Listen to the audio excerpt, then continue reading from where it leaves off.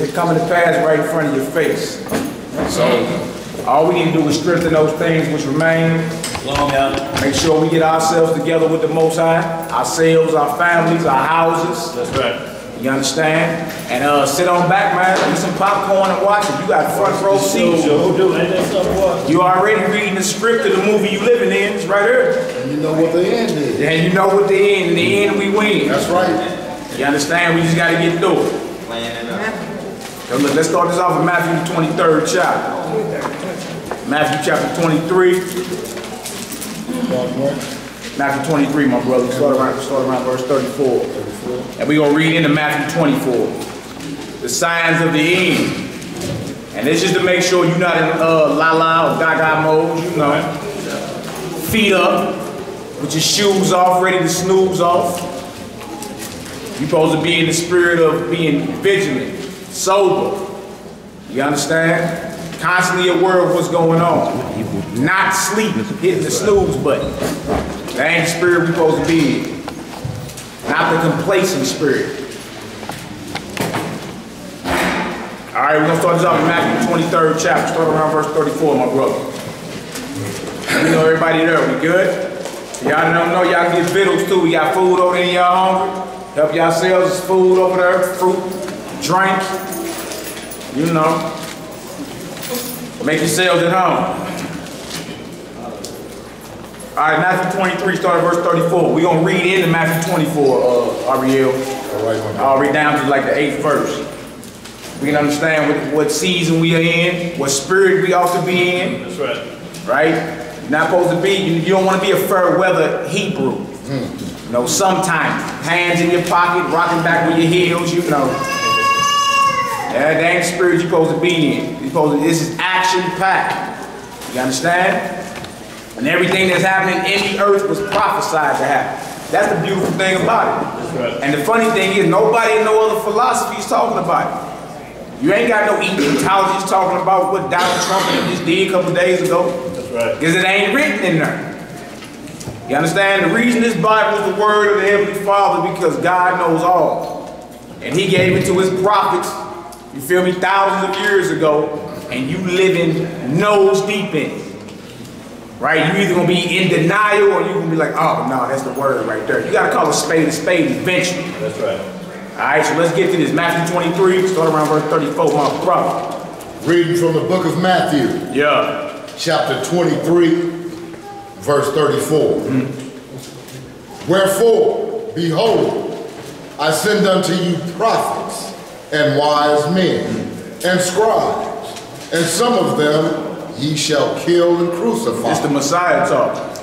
You see that? Now he's having a dialogue or a discourse, more like an argument with the religious leaders of his day, the Pharisees. And he let them know, he called them all hypocrites, letting them know outwardly you look good, but inwardly you a graveyard. You understand? That's right. Not the spirit we want to be in. Unless your righteousness exceed the righteousness of the Pharisees, you won't get into the kingdom. That's right.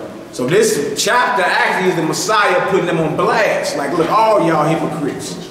You look good outwardly, but inwardly it ain't nothing popping. Right. Y'all all hypocrites. Come on, Hebrew, let's get it. And some of them shall you scourge in your synagogue, and persecute them from city to city. Not sure about this. It's the Lord, this Yah that sends the wise men and the prophets and the scribes to you to warn you. Right? And you hate the message so much, you decide to what? Kill them.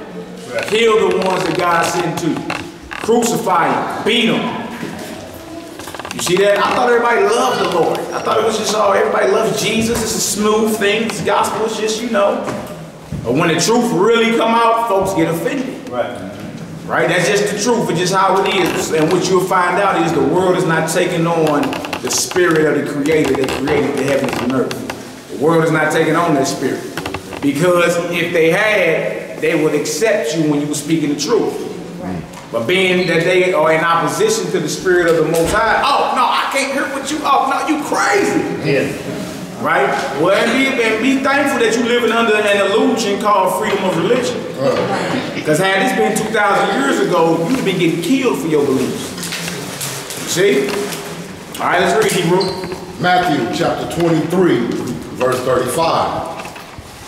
That upon you may come all the righteous blood shed upon the earth, from the blood of righteous Abel unto the blood of Zacharias, son of Barachias, whom ye slew between the temple and the altar. Now he's talking to his people, letting it be known. Even though they're the leaders, he's like, look, all this blood y'all gonna be required for. The Most High, time in and time out, sent his chosen ones to you, his people, to get you together before judgment came down. Time in and time out. You know what we did amongst each other? We killed them. We didn't want to hear the truth. You see? Let's read, Hebrew. Verse 36. Yeah. Verily, I say unto you, all these things shall come upon this generation. Yeah. O Jerusalem, Jerusalem, thou that killest the prophets. See that? He talking to us. Right. See, so before you even be tripping off the white man, we got a problem with unbelief. Yes, and we got a problem so big with unbelief that we'll kill the ones the Lord sent to us. This right for the Messiah get crucified. Let's read, brother. O Jerusalem, Yeah. Jerusalem, thou that killest the prophets and stonest them which are sent unto thee. Wow. How often would I have gathered thy children together, even as a hen gathereth her chickens under her wings, and ye would not. Well, like I could have been here to save y'all plenty of times. We could have been born into the kingdom. But you know how many times we done rejected the truth? Because we had our own thing going on. Now, I just don't like that, brother. That came off wrong. I'm into my own opinions and feelings. You understand? And that's why it's a serious thing when you reject what the Lord got planned. Look, later for your feelings and what you think this is. God got in the Bible how you supposed to worship him. You feel me? He already got his own holy days and feast days. And they're not Christmas and Easter, none of them. Right. You understand? He already got his program in the Bible. Now, why are so many Bible-thumping Christians offended because we into the Bible? You see? You need to check that spirit within yourself. Let's read, Hebrew. Verse 38. Yeah. Behold, your house is left unto you desolate. For I say unto you, ye shall not see me henceforth, till ye shall say, blessed is he that cometh in the name of Yahweh. Yes, sir. Let's get down to that next chapter, chapter 24, 1 through 8. We're gonna hit on some of these wars and rumors of wars. To let you know where we at with. And to let you know to be confident when you see these things. Ain't no time to be scared. You understand? Strengthen those things which remain. Get your house in order. Not the one built with mortar, as my young brother always say. Get your house in order. That's right. Right? Get right with the Heavenly Father. Matthew the 24th chapter will be at next. Matthew 24. Start at verse 1, Hebrew. The book of Matthew, chapter 24, verse 1. And Yeshua went out and departed from the temple, and his disciples came to him for to show him the buildings of the temple. So after he had this discourse or this argument with the religious leaders, he lead a temple. His disciples went up on him bragging about the temple. Look how magnificent this temple is. Right? Let's read, Hebrew. Verse 2. Yeah. And Yeshua said unto them, see ye not all these things? Verily I say unto you, there shall not be left here one stone upon another that shall not be thrown down. See, you in the spirit of bragging about the buildings and what's going on. Look at how magnificent this looks. This is America. Look at this. You like, look, the very thing you bragging on, it won't be one stone left. That's right. You see? His coming, it won't be one stone left unturned. Let's read, Verse 3. Yeah. And as he sat upon the Mount of Olives, the disciples came unto him privately, saying, tell us, when shall these things be? And what shall be the sign of thy coming and of the end of the world? Like, Lord, when this gonna happen? This is the temple that's been stabbed. When will this happen? And what is the sign of your coming and the end of the world? Now, why we skip over all this? We read right through the Bible. This is very important. All right, let's read, brother. Verse 4. Yeah.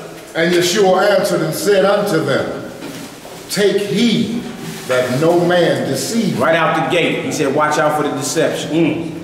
Right? Why today you take deception lightly? Oh, it's just for the kids. It's okay. It's just a little white lie. That's the spirit you in. Like, it don't matter. You've been deceived this whole time. First sign, he said, make sure don't nobody deceive you. That's right. So then it's on who? It's on you to make sure you being not only taught the right thing, but speaking the right thing. It's on you. Let's read, brother. Verse 5. Yeah. For many shall come in my name, saying, I am Hamashiach, and shall deceive many. Come on. And ye shall hear of wars and rumors of wars. See that ye be not troubled. For all these things must come to pass. Right. But the end is not yet. Just like the other night, you know, launched 58 cruise missiles into Syria. Donald Trump. Phone going off. We just got up the studio. Phone going off. Man, you see what's going on? People nervous. Like, what y'all nervous about? Was it nervous? Yeah, people all nervous, and that's an emergency radio broadcast going on. Do you see this? Like, what y'all nervous about? Right. Right? We already been warned and put on point by the one that we follow. He said, look, these things must happen. Not they might happen. Or you can ignore them away. We got that bad as a people. We ignore certain things that's right in front of us as if it's going to go away or something. Right. He said these things must come to pass. Right? And if you somebody that's praying to enter into the kingdom of heaven, this should be exciting for you. Absolutely. Because these things gotta happen before the Messiah bring his kingdom. See, prophecy must be fulfilled. So you ain't supposed to be knee knocking or none of that. You're supposed to be like, oh, okay, yeah. This is what we've been waiting on. You see? What'd you say, Hebrew? Here we go. Yeah, here we go. Get some popcorn. You've already been reading it. You're reading the script of the movie you living in. And you know the outcome, the end game of it all. So why should any believer be nervous? Let Alex Jones and all them be nervous. Right. Sean Hannity. Right. Get on point. Yeah. Yeah. Get your house in order. Get yourself together. Get right with the Heavenly Father. That's right. You feel me? Perfect your discipleship and all that. Because the time is at hand. Or you can spend your time arguing over who better, Remy Ma or Nicki Minaj. Or who's the best basketball player or some type of madness. Why would you do that?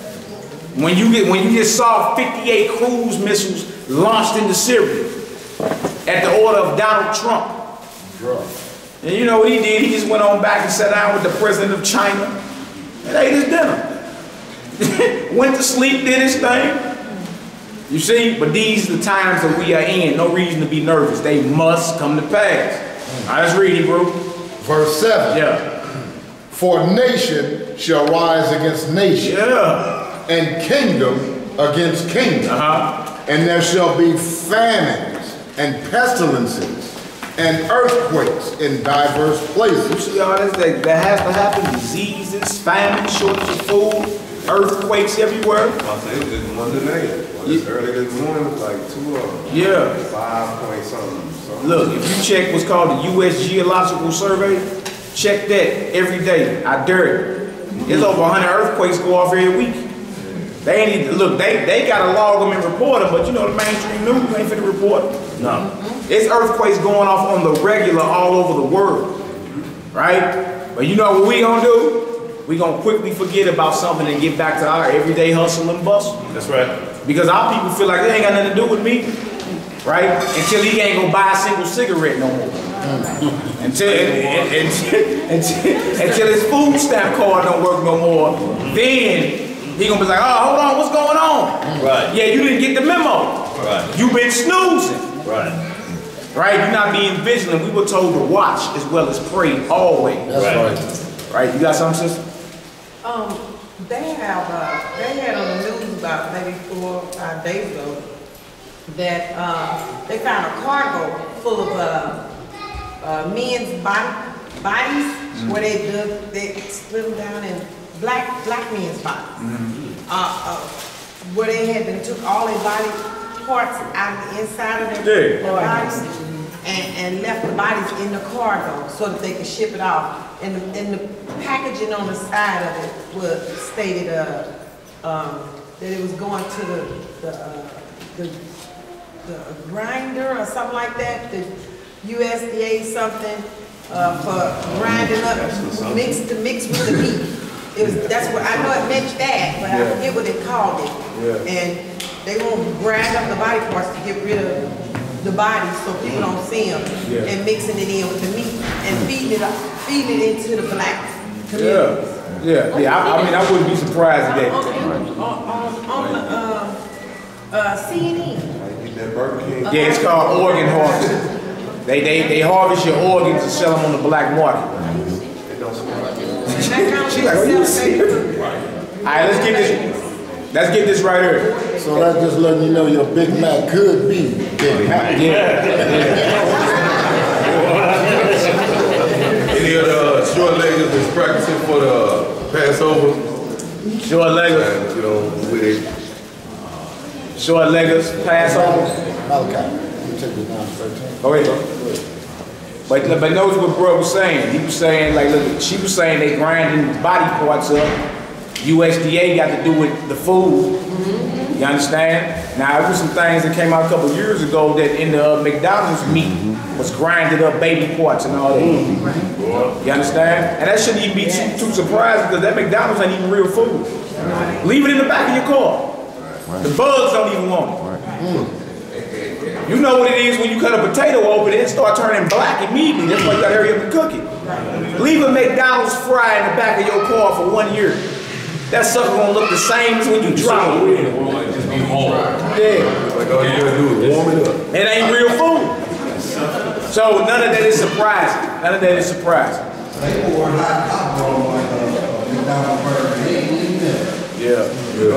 Come on, Hebrew, let's get it. The book of Matthew, chapter 24, verse 8.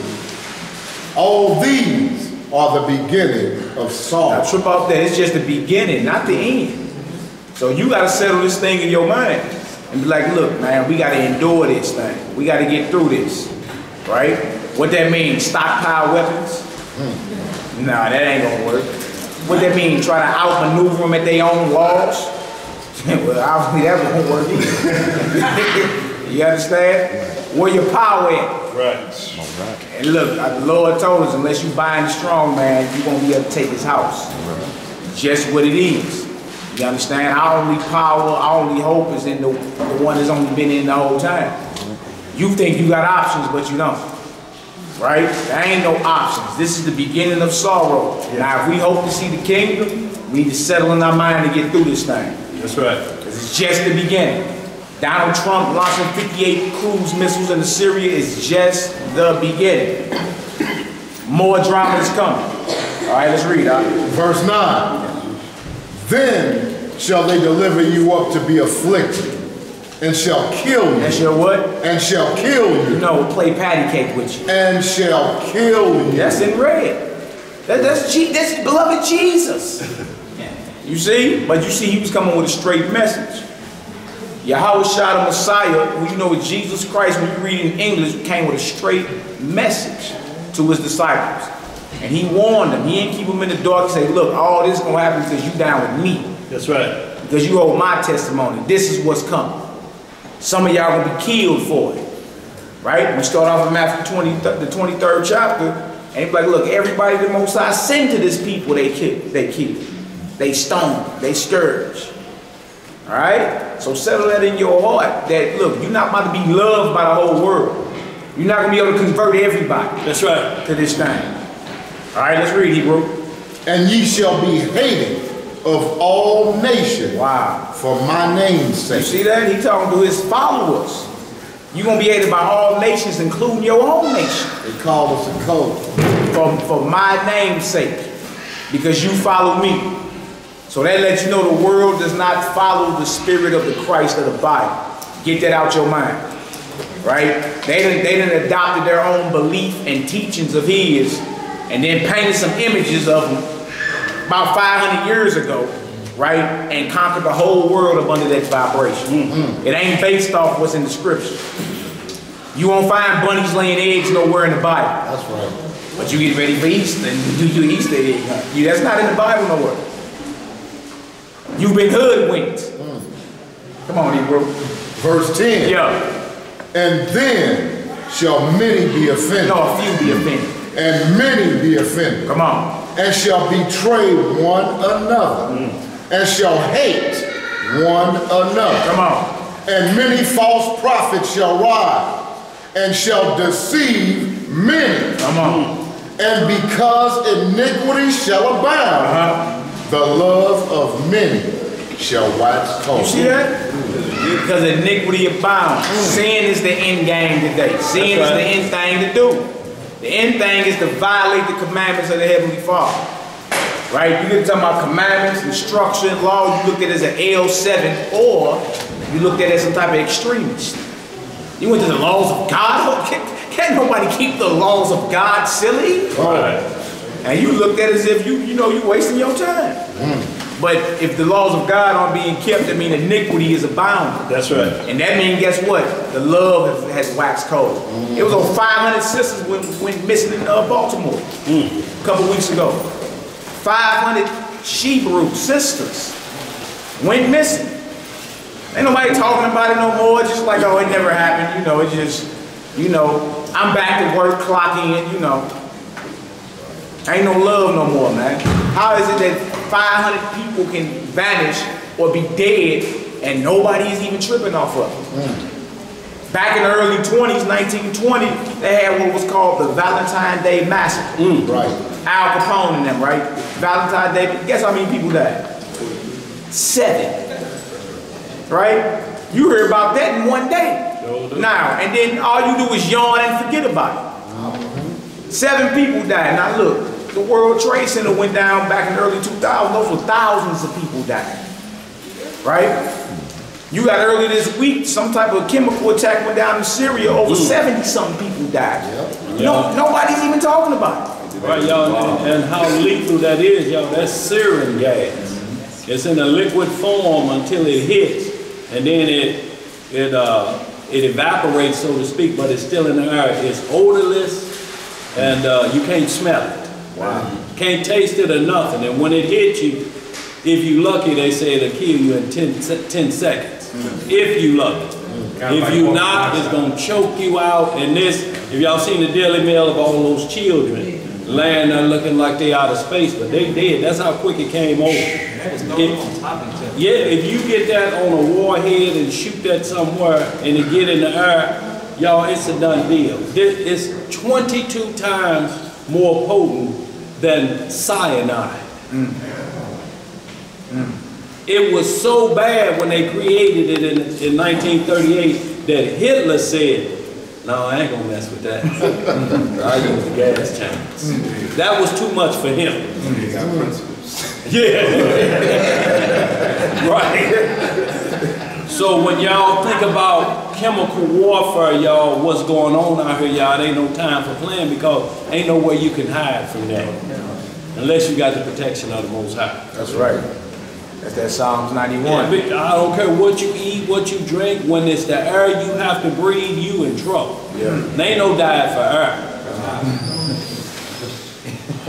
Go ahead, bro. Ain't no diet for air. No. And this the kicker right here, that Matthew 24:13. For all those people who always say that they saved and all of this is it right here. Matthew 24:13. But he that shall endure unto the end, the same shall be saved. See that? Can you do 14? Yeah. We can do 14 as well, sister. And this gospel of the kingdom shall be preached in all the world for a witness unto all nations, and then shall the end come. See that? So this thing got to reach all 4 corners of the globe. See? And then shall the end come. Now trip off this. With the invention of the internet, that's more than highly possible. They got the internet and Wi-Fi in the Amazon rainforest. Right. You see? Everybody got a smartphone today. Right? You can look right on your palm, be distracted, drink your Folgers, and watch the latest breaking news. You see? So it's without excuse. You won't be able to say, well, I didn't know. Why? What happened? Right? The message came and you didn't take heed. That's right. All right, let's go to Luke 21 real quick. Luke 21, start around verse 24 for us. We're just going over wars and rumors of wars. You may have heard about what happened earlier this week with Syria and Donald Trump. Luke 21, verse 24 on down. 24 on down. And the Messiah is going to let us know, like, look, pay attention to the fig tree. You understand? You can look at nature. Okay. You can look at nature and tell spring is coming. That's right. Summer is coming. But you ain't looking at the signs that he gave thousands of years ago to know how close you are. Now, we're not date setting. We're not going to give no dates and say, oh, yeah, bro, by this time next week it's over. No. Then we'll be considered false prophets. Right? But he gave us signs to look for. Right? And it's happening. That's right. It's been blood moons popping up. They call them super moons, been popping, all type of stuff. The heavens are signaling God's creation. That's right. Let you know what time it is. Right? You probably yawn and go on about your everyday life. That's the spirit you don't want to be in. You don't want to be in that complacent spirit like, oh, that ain't got nothing to do with me. I'll believe it when I see it. You don't want to be like that. All right? Now look, let's read this. Luke chapter 21, verse 20. Woo. 19. 17.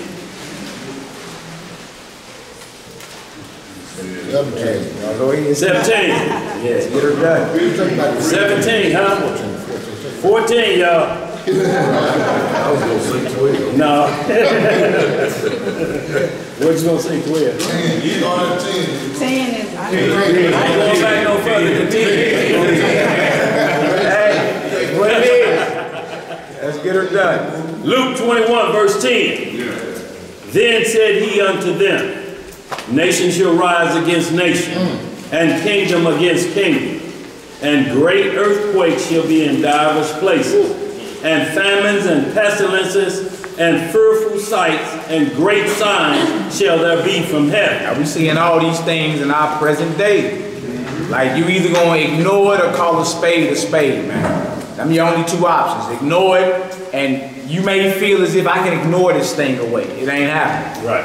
Or you can be like, no, man, that's the word of the Heavenly Father. We were warned about this. Let me get myself together. Let me get myself, and I don't care who get mad about it. That's the mindset you gotta be in. You can't be tripping out, man, so-and-so think this about me. They say I'm in a cult. You can't be worried about all that. That's right. Think about what they were saying about the Messiah. Right? As he was walking the earth, think about what they were saying about him. His mama got pregnant while his father wasn't there. No. What you call that? Alright. What you call his mama? Oh. You don't say it out loud, but you know. You understand? Right. Now trip off that. Now he's doing the work of the Heavenly Father and being called all this type stuff. You think he like, oh, I just don't like the way the Pharisees talk about me. I don't like the way the Sadducees looked at me. Right. They say us 12 were a cult. Man, I gotta be about my Father's business. That's the mindset you need to be in. Other than that, you're gonna fall off.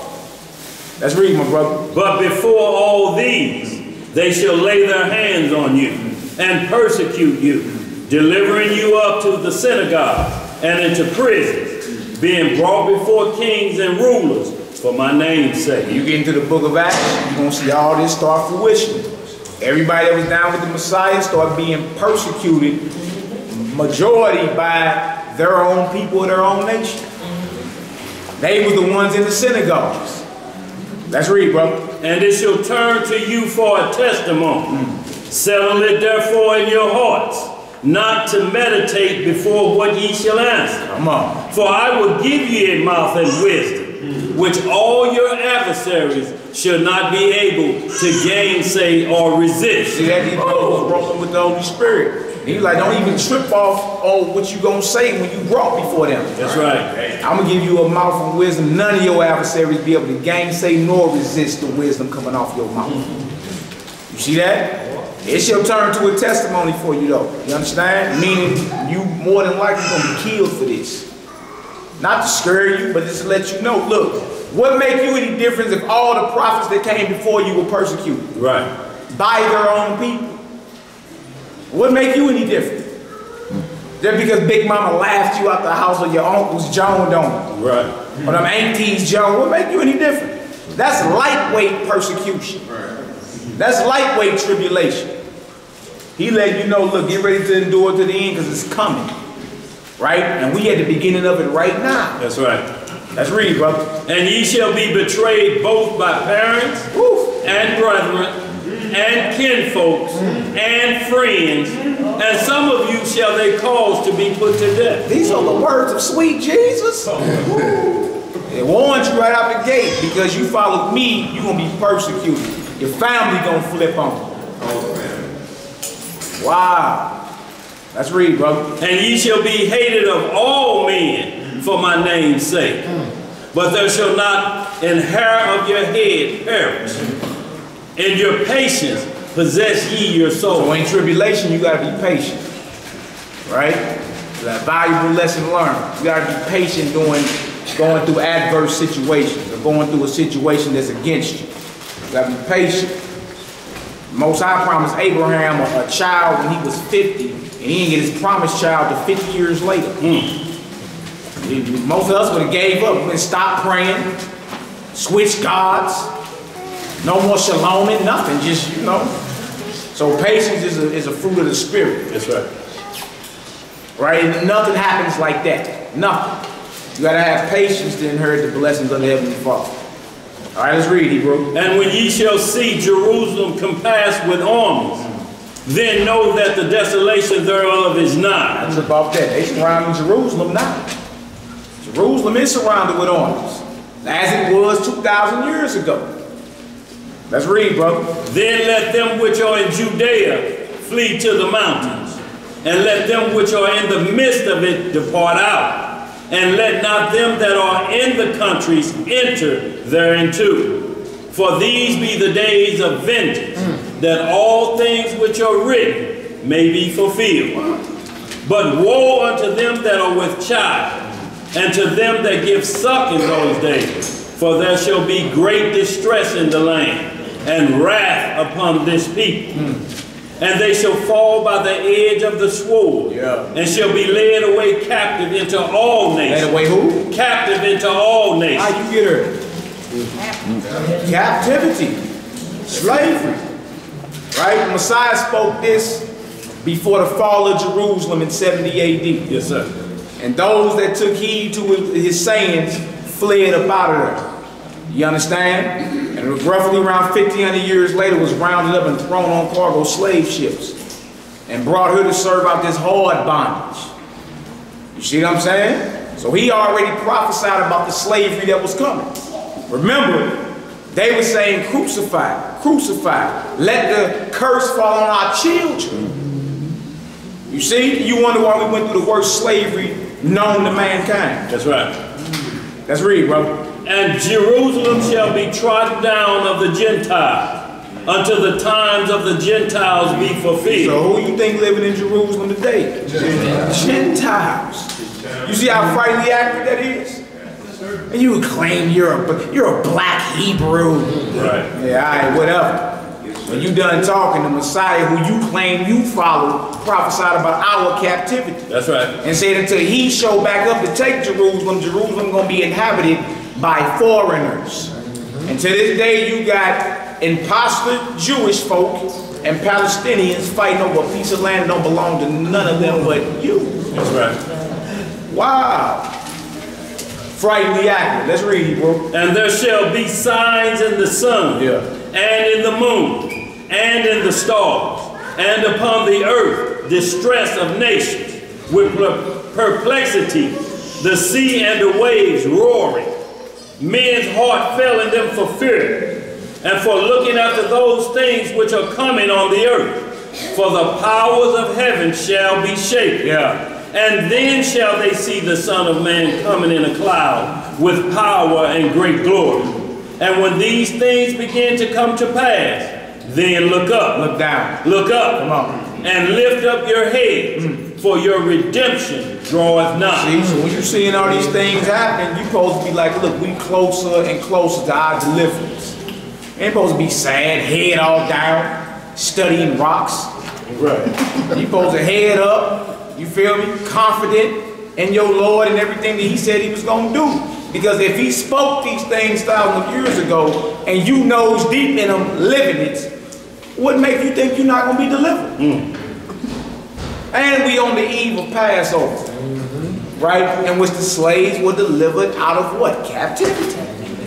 By a strong and mighty hand of their Elohim or their God. Why would you doubt these words when ain't none of them come back as a bounce check yet? None of them. Right. Let's read, brother. Continue on. Yeah, read on down. And when these things began to come to, oh, I read that. 29. 29. And he spake to them a parable. Behold, the fig tree and all the trees.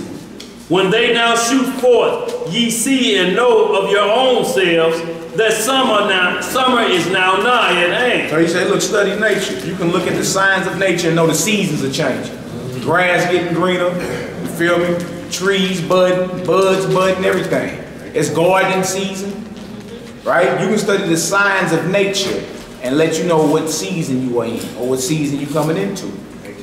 Let's read, brother. So likewise ye, when ye see these things come to pass, know ye that the kingdom of Yah is nigh at hand. So we are near to the kingdom of the Heavenly Father. You're seeing all the signs he said thousands of years ago pop off, back to back to back. You either gonna call a spade, or this is just ink on paper you're dealing with. This is a nice soothing read, you know. Or, yeah, this is prophecy and I'm in it to win it. I pray the Most High allow me to be found worthy to enter into his kingdom. Either you're gonna get into this thing and fight for your salvation, feel me, or sit on down. That's right. Yeah. Sit on down. You either stand up or sit down type anyway, man. All right, let's read, bro. Verily I say unto you, this generation shall not pass away till all be fulfilled. All be fulfilled.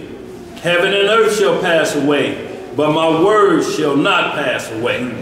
And take heed to yourselves, lest at any time your hearts be overcharged with surfeiting and drunkenness and cares of this life. And so that day come upon you unaware. What you say? Take heed to yourselves. Watch out. You partying, huh? Eyes all in the sky. Like what? Like you got forever? Stanky legging, doing all the latest dances or whatever, right? And he say, look, man, you can be drunk, you can be not paying attention, and the day of the Lord pop up on you like a snare, because you're not watching. You were commanded to watch. It cracks me up to this day. People are like, no, I don't watch TV. I don't watch the. What you mean you're not watching TV? What you mean? It's showing you everything that's gonna happen. Right. Right? Now, you ain't gonna be influenced by everything you see. But if you are watching it with a spiritual mindset, you like, man, that's crazy how everything the Messiah talked about is happening. That's right. I'm gonna tell y'all this, trip off this. You can't watch nothing. I don't care if it's a religious show, sports show, whatever. The phrase Jesus Christ gonna pop out. They just say it like it's nothing. Jesus Christ. Yeah. Like, how is that possible? You watching a basketball game and the commentator say, Jesus. Right. Did you see that dude? Jesus. You watching a horror movie. Jesus Christ. Right. Huh? They all saying it. They all talking. Let's read, brother. For as a snare shall it come on all them that dwell on the face of the whole earth. Watch ye therefore, and pray always. Pray sometime. Pray always. Come on. That ye may be accounted worthy to escape all these things that shall come to pass, and to stand before the Son of Man. All right, that's it for that drop. Let's go to 2nd Ezra real quick, chapter 16. 2nd Ezra out the Apocrypha. For y'all that don't know, the Apocrypha is part of the 1611 King James Bible. We usually have it up on the board, but we've been having a few technical difficulties. So if y'all don't have an Apocrypha, just read along with it. You got your 1611 on it? Hold that up for us, brother. In 1611, when the Bible was translated from Hebrew into English, the Apocrypha was part of the Bible. We find the history between the last book of the Old Testament and the New Testament. It's called the Apocrypha. All right, and 2nd Ezra, same Ezra that's in the Bible. 2nd Ezra, chapter 16, he sees a vision, all right, of some things that's coming. And guess who on the list? Guess who on the list? Chapter 16, we'll start at verse 1. Now Donald Trump just launched 58 cruise missiles into Syria, right? 2nd Ezra chapter 16. 2nd Ezra chapter 16 verse 1. Woe be unto thee, Babylon and Asia. Woe be unto thee, Egypt and Syria. No. Syria. Now this Ezra lived thousands of years ago, before Messiah was even born. You see a vision about these certain nations, these certain land masses. All right, let's read, Hebrew. Gird up yourselves with cloths of sack and hair. Bewail your children. Do what? Bewail your children. Wow. And be sorry, for your destruction is at hand. Be sorry, for your destruction is at hand. Bewail your children. Y'all seen the images of them holding their babies and all that, because that Syrian nerve gas and hit. And your destruction is at hand. Wow. Now, we say, well, I don't see America, the United States of America on there. Well, America's not called America in the Bible. That's right. Trace on down. She's the military structure of Babylon. Babylon is a worldwide organization. That's right. Worldwide construct, but you can't rule the United States of America out of it. The biggest money transfers in the world come through New York City every morning. What military is out maneuvering the United States of America? They got over 1,000 military bases on 7 continents. You see? When they get, who done dropped nuclear war? Who done dropped nuclear in the history of the world? Who? United States of America. Nobody else done dropped nuclear. That's right. When the bomb dropped on Hiroshima and knocked the socks off back in the 40s. You understand? That was nuclear. And that was only hydrogen nuclear, not thermonuclear, what they got today. Right? So America got a long list of crimes on her jacket. And if you trace Babylon down from ancient Babylon all the way down to where you at, you're going to find you can't rule America out of this situation. That's right. She ain't escaped nothing. She's definitely a part of that Babylon, right? That will burn for her crimes when you read Revelation the 18th chapter. Ain't no ducking. Other than that, bring me somebody else that can drop nuclear. That's right. You're going to be waiting because nobody else can drop nuclear bombs. You see? But ain't nobody calling us the terrorists. All right, but somebody else could be called a terrorist. But not the United States of America. All right, so make no mistake about it. You right here on this list as well. So while you flying your American flags and popping your fireworks on July 4th, remember where you at. That's right. Remember where you at. Could this possibly be Babylon the Great? Oh, no, this is not Babylon. Are you serious? Yeah, it is actually. Yeah, it is. It's the muscle, the backbone, the spinal cord of Babylon. You can't duck it. Who else got more military bases? Who else need their presence known like that around the world? Got 1,000 military bases. It's only 150-something countries. It's only 7 continents.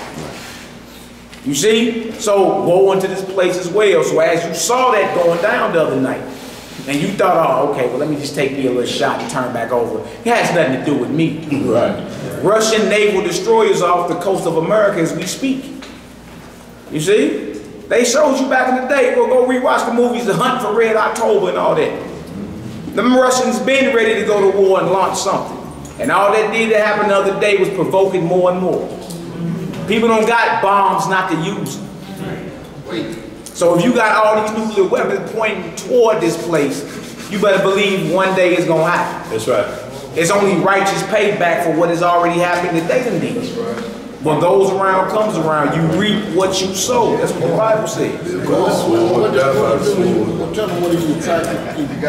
Yeah, Vladimir Putin took off all diplomatic relations. Soon as they launched them cruise missiles into Syria, Vladimir Putin, the leader of Russia, said any relationship that we had, that we thought we were trying to get cool, that's off the table.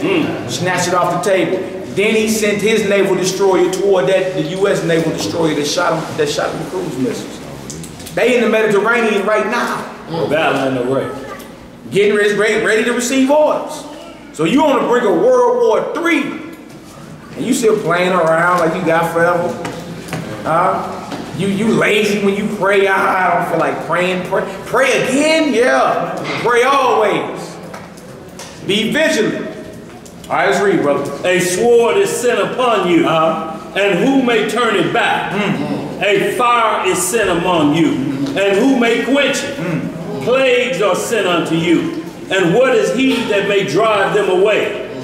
May a man drive away a hungry lion in the wood, or may anyone quench the fire in stubble when it had begun to burn? May one turn again the arrow that is shot out of a strong archer? All these are questions, and the answer is no. You ain't, once he shoot the missile, once he shoot the arrow, ain't no turning back. Ain't unring the bell. You can't unring the bell. It's just what it is.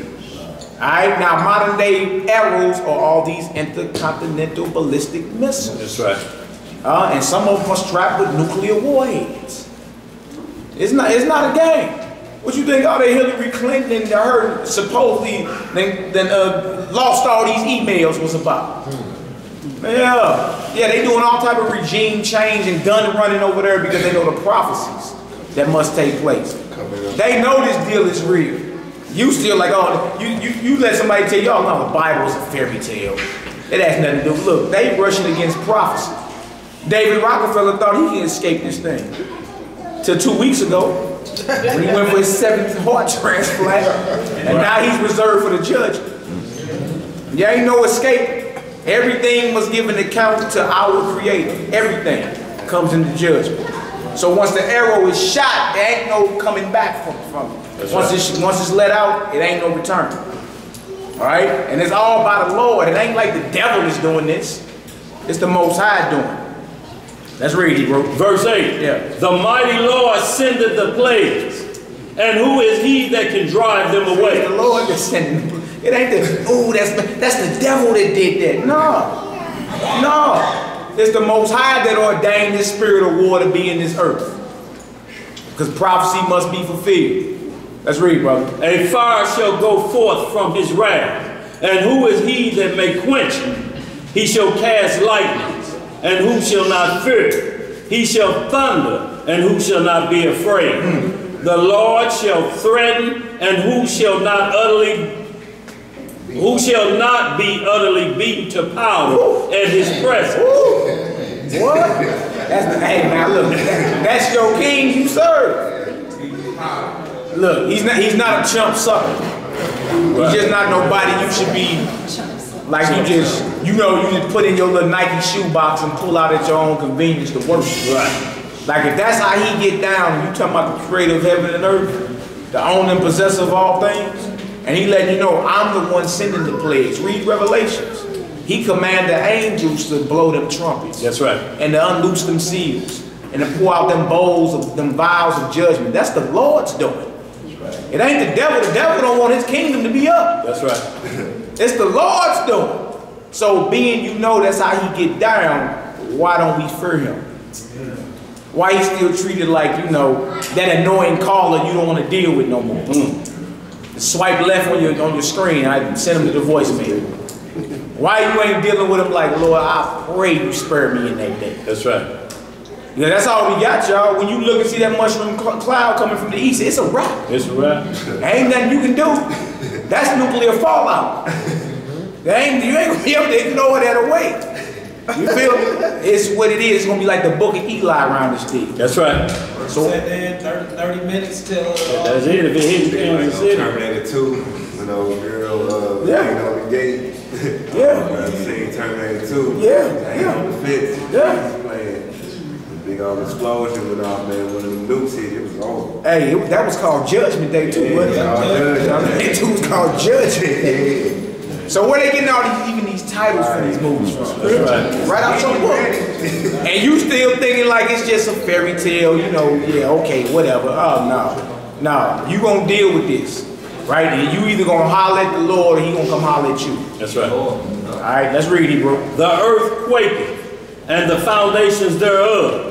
The sea arises up with waves from the deep, and the waves of it are troubled, and the fishes thereof also, before the Lord, and before the glory of his power. Come on. For strong is his right hand that bendeth the bow. Woo. His arrows that shooteth are sharp. Woo. And shall not miss. See how the Lord get down? Ain't no missing. You don't waste arrows. Super precision. Right at it. Dang, man, that's God. I've never read this about God. Now, true about this. If this was the description of, say, Saddam Hussein or Osama bin Laden, he would be called a what? Terrorist. Right? He'd be called a terrorist. And that's the one thing these heathens know about our God. He gonna come and fulfill all his word. You understand? And trip off this. If it was a game, they wouldn't be weaponizing space. That's right. They're weaponizing space with galactic weapons, lasers and all that. They're prepping to fight what's coming. Are you in the streets killing your brother over nothing? Right? You got your little pop guns or whatever.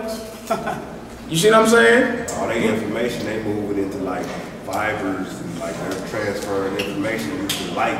Yeah, fiber optics and all that. Yeah, it's not a game. They using intergalactic weapons. You see what I'm saying? And this heathen in his mindset actually believe he gonna be able to fight the Lord. He actually believes this. Because they don't want to get his thing up. That's right. You understand? But the one you deal with, the creator, owner, and possessor of all things, when he shoot, he ain't gonna miss. He don't miss. They're very sharp, they're very swift, and it's super precision. Let's read, my brother. When they begin to be shot into the ends of the world, behold, the plagues are sent, and shall not return again, until they come upon the earth. The fire is kindled, and shall not be put out, till it consume the foundation of the earth. Like as an arrow which is shot of a mighty archer, returneth not backward. Even so, the plagues that shall be sent upon the earth shall not return again. Woe is me. Do what? Woe is me. Come on. Who will deliver me in those days? Woo. The beginning of sorrows. That same thing the Messiah was preaching about in Matthew 24. All these are the beginning of sorrows. Ezra seeing the same thing. Right? Like he's seeing these visions and these arrows getting shot off. I'm like, man, who is going to deliver me in those days? Like, how am I going to be delivered in those days? The beginning of sorrows. This is just the beginning. Let's read, my brother. The beginning of sorrow and great mourning. The beginning of famine and great death. Wow. The beginning of wars, and the powers shall stand in fear. The beginning of evils. What shall I do when these evils shall come? Behold, famine and plague, tribulation and anguish are sent as scourges for a minute. Now you're supposed to see these things and say, you know what, let me get myself together. You're not supposed to see this and say, oh, forget about it. You know how long they been talking about the end of the world? Oh, yeah, they've been talking that for a very long time. You're supposed to be like, man, hold on, man, something ain't normal about all this. That's right. This is not normal. Our food ain't even real anymore. This is not normal. Right? You're supposed to look at these things and be like, hold on, man, hold on. Let me do a self-check.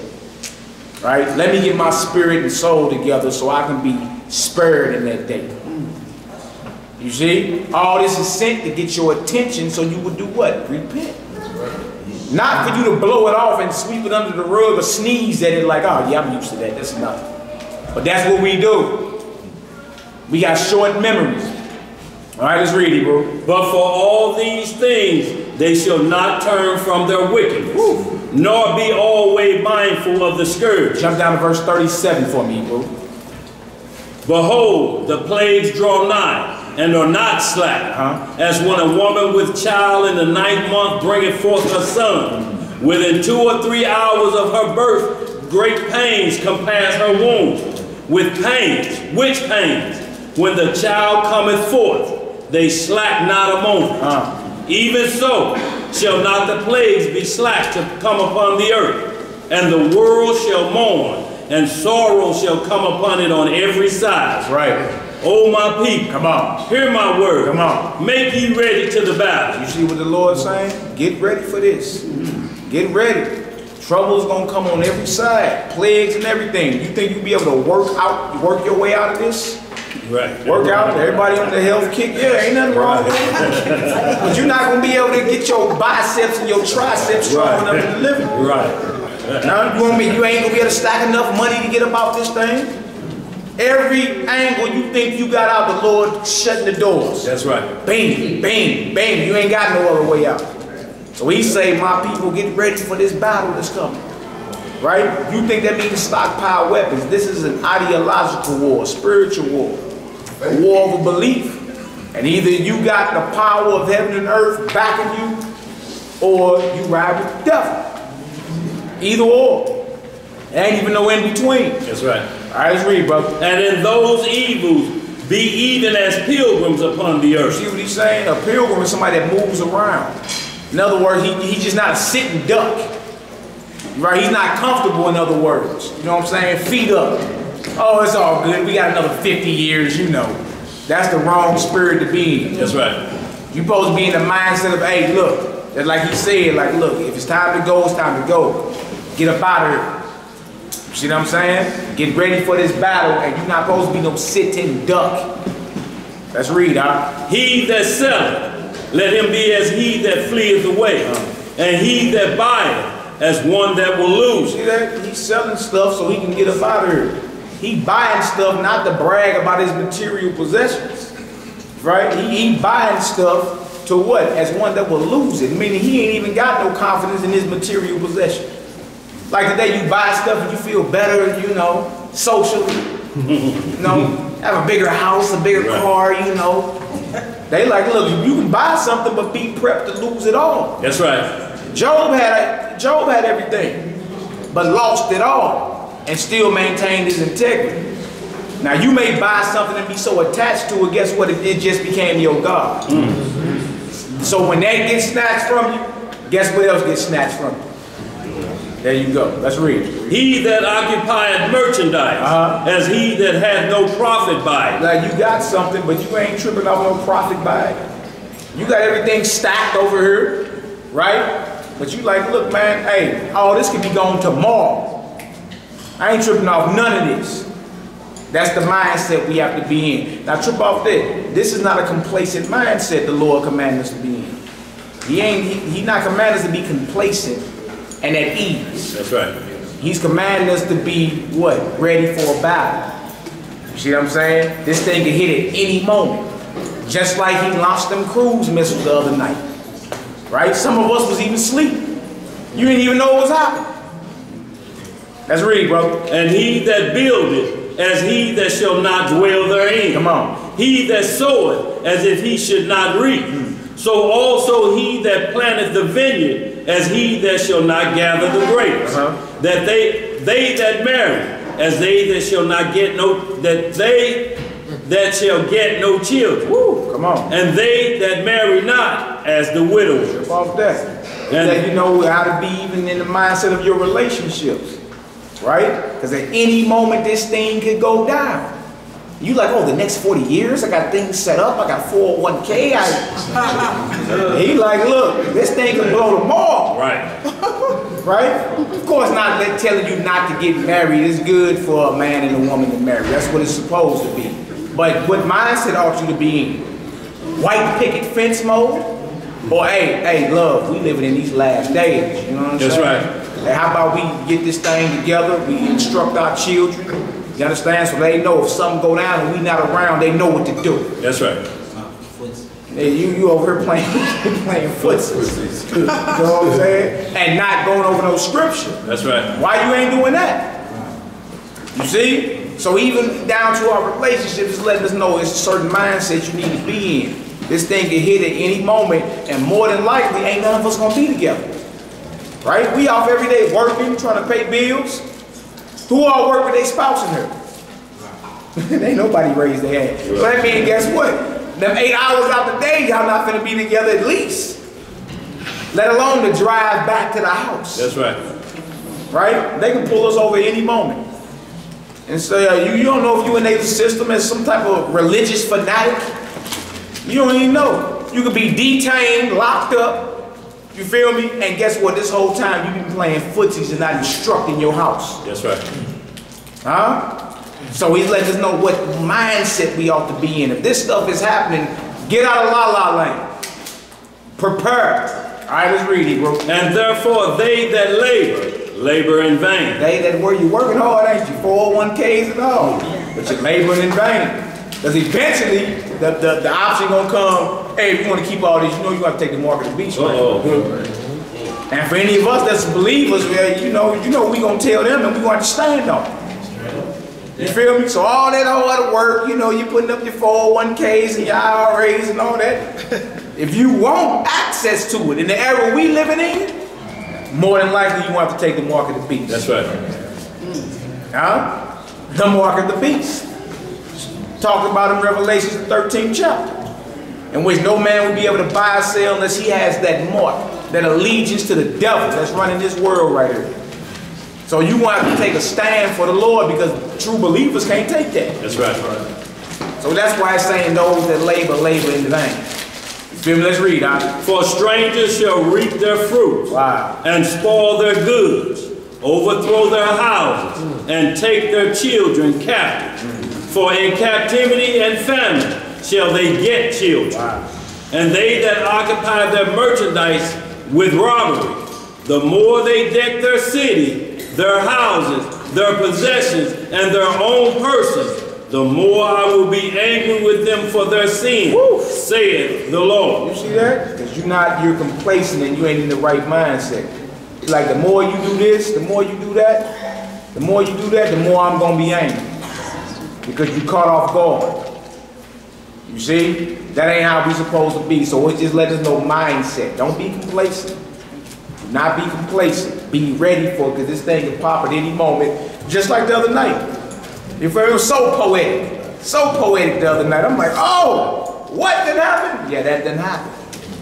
You understand? You got something back there, sister? Yes. Is verse 48 explaining the truth on verse 46 and 47? Yeah, it reads right into it. Yes, ma'am. Yes, ma'am. Then look, why don't you read this verse 50? We're going to shut down right here. Go ahead, Hebrew. Verse 49? 49 to 50, yeah. Like as a whore envieth a right, honest, and virtuous woman. Hold on, like a who? Like a whore envieth a right, honest, and virtuous woman. Which is true. Go ahead. So shall righteousness hate iniquity. That's right. When she decketh herself, and shall accuse her to her face. When he cometh, that shall defend him that diligently search out every sin upon earth. It's about that. So we in them days, y'all. That's all that's being said. We need Isaiah 17 next, verse 1. The fall of Damascus, which is the capital of Syria. And this is all prophecy we living in. So not to be scared of nothing. You're supposed to be more excited than anything. Right. And being more and more diligent in getting your houses together in order and instructing your family. Because this thing gonna hit when we not together. And your family needs to know what to do. Right? From your spouse down to your children. You need to know exactly what to do. Alright? Let's do this Isaiah 17 real quick. Isaiah 17 and 1. Just one verse real quick. You got the announcement? No. I get it from close to you. Isaiah 17 and 1. After this, we're going to jump into the Passover. And y'all, what we're talking about is these are perilous times, but we can't lose focus. Like some would say, well, why y'all doing a Passover with all this happening? Because we commanded to. Yeah. We got to keep going with what we're starting. We have to keep doing righteousness, don't we? Yeah. You can't turn and become wicked like them, or you partake in what's going on with that. So y'all, it's not a scary thing. We're not trying to scare anybody, but it is what it is. The end of this kingdom is coming.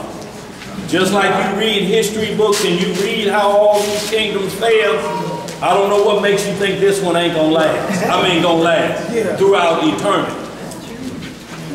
It's got to fall for the other one to take place. For the Messiah to come back, y'all, we got to get through that storm, or it ain't gonna happen. All of the prophecies must be fulfilled. Not some of them, all of them. And y'all know it's comfortable here in America. It's rough, but it's probably the best place on earth to be right now. I mean, there's trouble standing out. You may get flagged or get pulled over or something, but it's the only place on earth you can eat 24 hours a day right now, if you got some money or a pistol.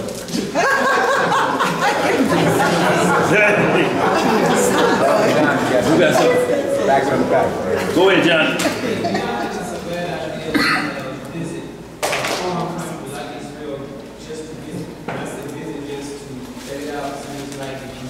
There ain't nothing wrong with go traveling anywhere, brother. Right. That's your God-given rights. Visit wherever you feel you need to visit. But don't you say come back, huh? Right. I wouldn't move to Israel. That's your brother. I wouldn't move there. No, I understand. I understand we can't run. I understand that part. But we have also been, the United States have lied to us so much about everything and everywhere else to keep us afraid and scared to leave this place. I'm saying not to leave the state, but I know we're not going to get to that place and Most High send us to that place. But just to visit, check it out and come back. You know what I'm saying? If possible. Yeah, look, if you can do that, you got the resources, brother. Ain't nothing wrong with that. Right. Nothing wrong with that at all. But know the time period. You know, like I say, when you see these, when he start off in that Matthew 24, it say, don't come to Jerusalem during this time, because it's surrounded by armies. So ain't no need you cancel that flight. You know, so and then it say, stay where you at. And if you in there, if you can get out of there, get out of there. Because it's going to be tense. Yeah. You know, so y'all, that's why you have to be aware of the times and see what's going on. You can't be scared and say, well, no, I ain't going to go today or tomorrow. Just watch the times and prophecies and you know this may be a bad time to go that way. This happening over there. Yeah. And there's terrorists everywhere, all overseas. Sweden, France, Germany, ain't nowhere you can go. It could pop off. Somebody just get behind the wheel of a car loaded with something. And just think about on Delmore down there, what they just did over in France or wherever it was. Get on the sidewalk on Delmore. You know everybody be sitting out eating and sipping mint juleps, and you just see a car, an SUV coming down there full speed, about 100. Tables flying and people flying up in the air. Because they on a mission to make a statement about what's coming. Y'all, this is what's called holy war. Spiritual wars are going on, y'all, and they're at another level. These people are not doing this because they hate an individual nation. This is about spiritual war being taken place, and that's saying who God gonna stand. Because with World War III, all it's gonna do is announce and coordinate the Antichrist that's coming. He the one who gonna stop it. Yes. So you got to really know where we at in this war. And it can't be happy. They say this new man, they call him something. He said he done fixed it. Ain't gonna be no more war. You see the sun and the moon over there anyway right now, just, you know, coming from America, because like they look at us, man, like we privileged, we bullies, you know, this ain't a good time for us to be just like running around with everybody else's country. Plus we can't get away from it no way. I mean, if it's prophecy, Yeah. you know, it's just what it is. It's curses that you put on us. We just, like you say, it's spiritual. You gotta make sure we're right. It's gonna happen anywhere you go. No matter what color, you know, this is far as Israel being all over the earth. Yeah. I mean, they being oppressed everywhere. And only, you know, it's over to like in the islands, you know, the lighter or the Caucasian or the Edomite or whatever, you know, those people were over the darker color, you know, the people who look like us. You know, and they was trying to get over to America. Dude was like, I can't wait, man, I want to come over there in America. I told him, like, yeah, niggas died today. Right. Like, dang. You're right. It's like, it's everywhere, man. You know, like, you're good. You just got to go to work every day. You get to chill on the beach. We over here trying to do what you do. Right, but they see this as the capital just like Egypt. There were greater nations out there, well, equal to Egypt at that time, but Egypt was the power head. And so y'all in like manner, we don't have to worry because the Most High ain't never destroyed a nation completely with us in there. That's why he said I gotta pull y'all out of there before the total wrath come down. So it ain't like you got to get out. He said, I'll pull you out at the right time. You know, when it's safe to go to move you to another location because you may be running right into trouble. You can say something. I was just saying, if the sun and the moon is out, that person ain't it. Right. The new guy trying to stop the war. Right. He ain't the one. Just know that. Look up. Oh, the sun here. That's an imposter. Flat out. Just wait on the Most High. That's right. What we get, Isaiah 17? Yeah. Let's read this real quick. This is about the burden of Damascus. Damascus is the capital of Syria. The capital of Syria. Right? Now, don't trip off that because, again, a couple nights ago, 58 cruise missiles was launched into Syria by your boy Donald Trump. Ordered by Donald Trump. Right? And there's a certain prophecy in Isaiah that got to come to pass as well. Now, how it happens, it happens. The word of the Lord must come to pass. That's right. Right? You thinking, okay, it's going to be a smooth transition. It's going to be real smooth, not bloody. Now, certain events got to happen. You got certain nations that have political interests in Syria, financial interests in Syria. You understand? So if certain things go down, they're forced to fight. Like Russia. You feel me? They got political and financial interests in Syria, like Iran. Right? All these are enemies of the United States. That's right. It's just like if you got word right now that somebody was breaking into all your properties or whatever, you're gonna drop whatever you're doing and go over there and make sure your properties are secure. That's right. You see what I'm saying? Why? Because you're heavily invested. It's the same thing. You got so-called enemies of the United States that are heavily invested in Syria. You feel me? So you hit them, you hitting us. And that's what it is. So you got in the scripture where the Most High say, I'm gonna put hooks in their jaws and drag them down here. It's because of everything, they're heavily invested. Right? So you're gonna be forced to fight. If you don't fight, you're gonna go belly up. You're gonna bankrupt. Your political influence, your financial influence is no more. So what's gonna force these nations to come on down and fight? Set up. And that's what it is. All right, you got that Hebrew, Isaiah 17? Isaiah chapter 17, verse 1. Yeah. The burden of Damascus. Behold, Damascus is taken away from being a city, and it shall be a ruinous heap. I trip off that. Now, what time in history you can point to where that happened? Never. Has that ever happened in history? Has Damascus ever been a ruinous heap? No, sir. So this prophecy, Isaiah lived 2,740 years ago. And he saw a vision about the capital of Syria being a ruinous heap. So if it ain't happened up until this very moment, that means this is gonna happen at a time in front of us. You see? So what you saw the other day, them cruise missiles getting launched out the Mediterranean, is the beginning of the fall of Damascus. That's the fall right. of Syria. Right? And there ain't no ducking it. You can be like, oh, that's so bad. No, I hope it doesn't happen. You can act like Alex Jones and Sean Hannity if you want to. It gotta happen though. Just as simple as the transatlantic slave trade had to happen. It was prophesied to happen. You're gonna go back into Egypt or captivity via ships. And it had to happen. Was it smooth? No. Was it pretty? Oh no, it wasn't nowhere near pretty. It was ugly. Many of our people died behind that. You understand? But the word of the Heavenly Father must come to pass. There's no ducking. There's no ducking it at all. So before you say, that's the devil doing that. Now it's the Most High that sent the spirit of war into the earth. So his word can come to pass. And again, just do the research. You show us when Damascus has ever been a ruinous heap. When?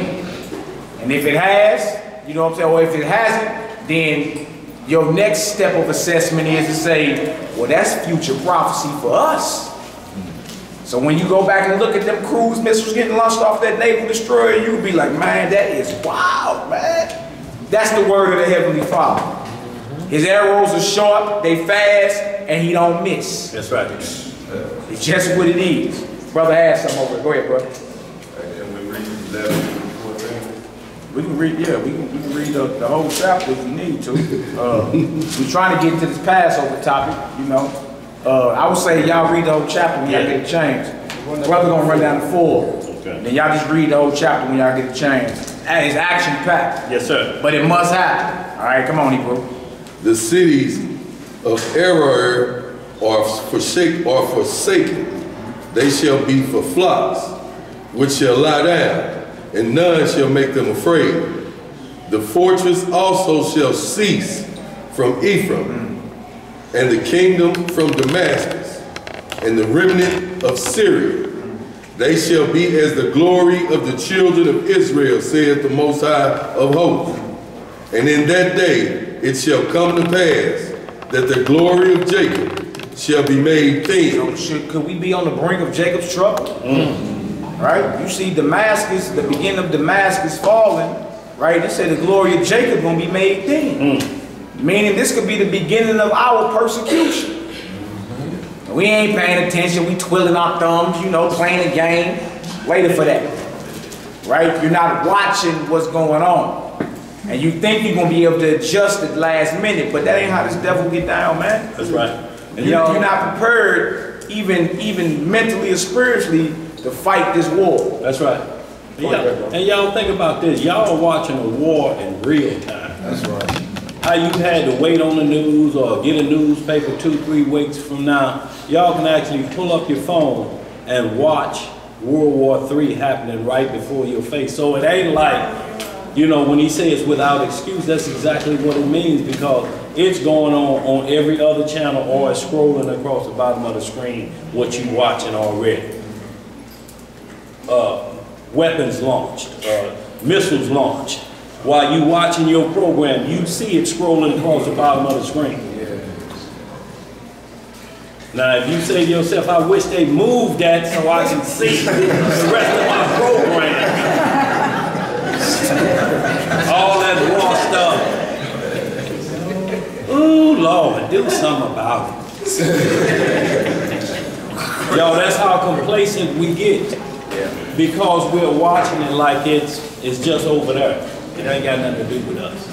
Got plenty to do with us, y'all. Yeah. Our redemption draws nigh. You know that? Yeah, you said 40. Yeah. All right, y'all drop that. We go to Exodus. No, I went down. And the fatness of the flesh shall wax lean. All right, let's go to Exodus, the 11th chapter. Let's get into this Passover. We got a high holy day coming up, Tuesday at evening. Yes, sir. At evening. At evening, roughly around 6 o'clock. That means y'all get there around 3 or 4. You know how we all as a people. Right. You could leave the house at 6. Right. Y'all done started? Y'all done started already?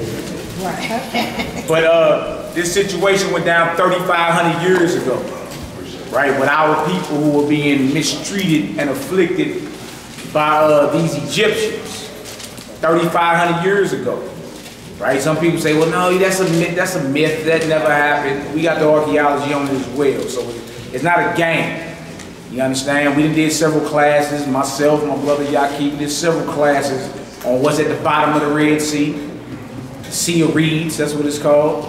Right? We did several classes of yokes of iron and all that on our people neck in the land of Egypt, what they call Kemet, to this very day.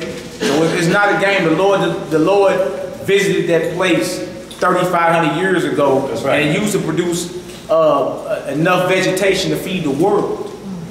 How much vegetation in Egypt yield today? Unless you like sand.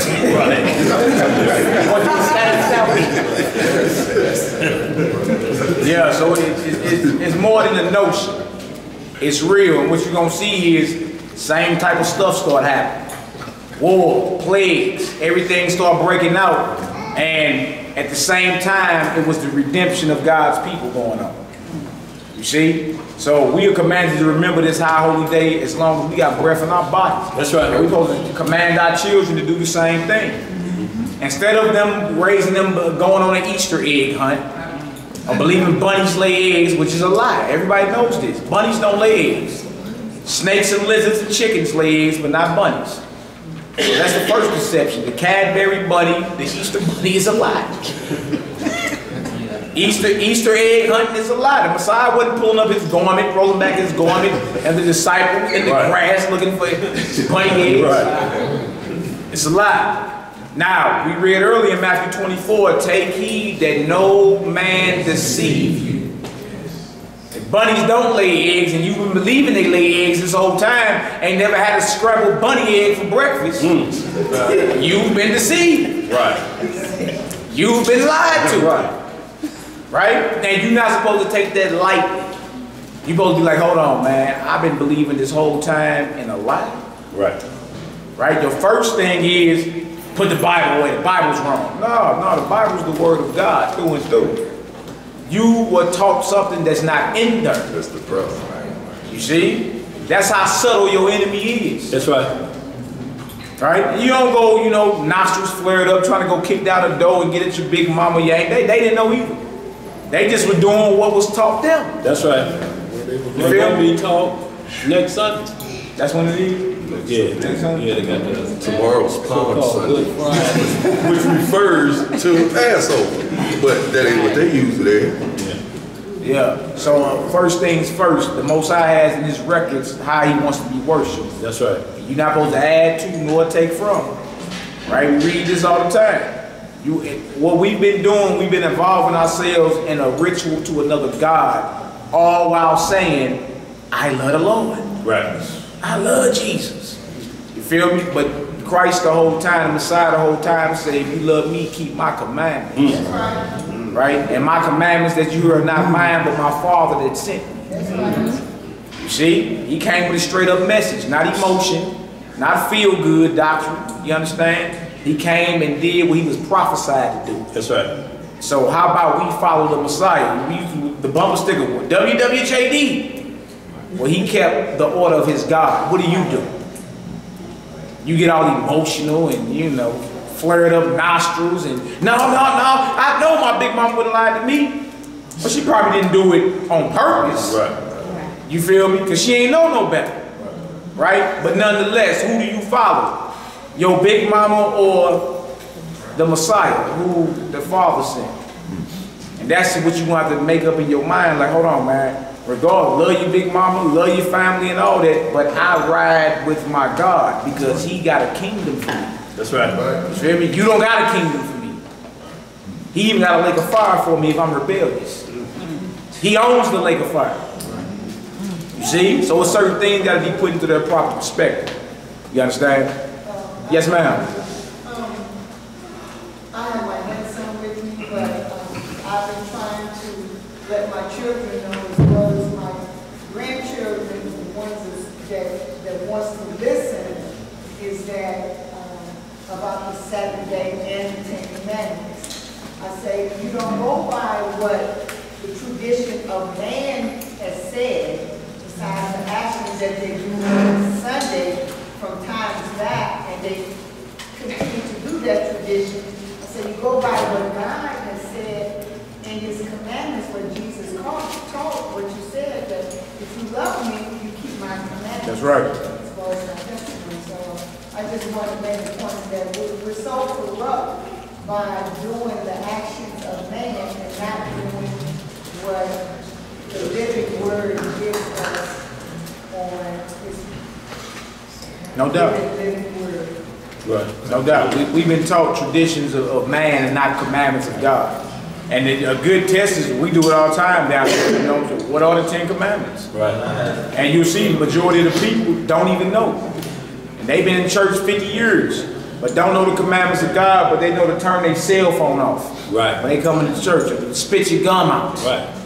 That's what they have posted. When you walk in there, they have posted the church covenant. And then it lists commandments of men. You know, you don't see the 10 Commandments because they teach that they're done and over with.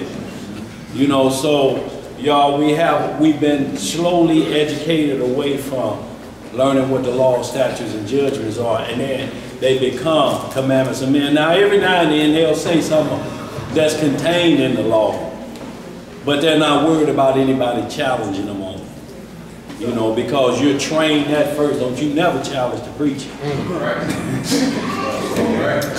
These ushers will have you by the elbows and you be gone.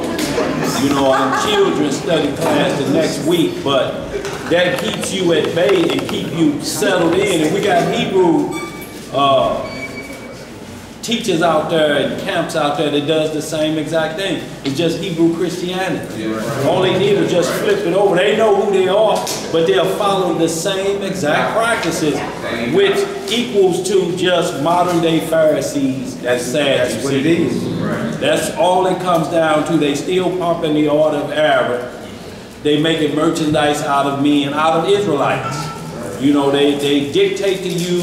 You know, they clap for applause just like the preacher holler, can I get an amen? They'll say this and then they start first.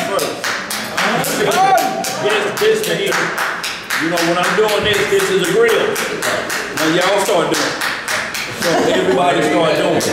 And you will hear that a lot.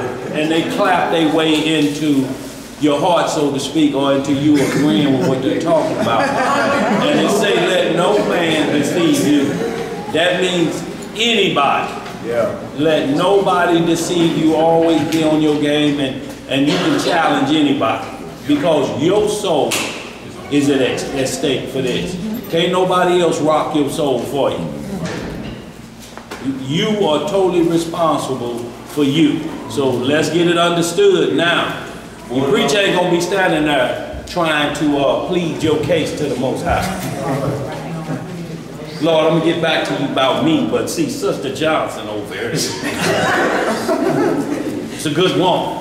No, it ain't gonna be none of that. Just like we just read how a woman is 2 hours before them final birth pains.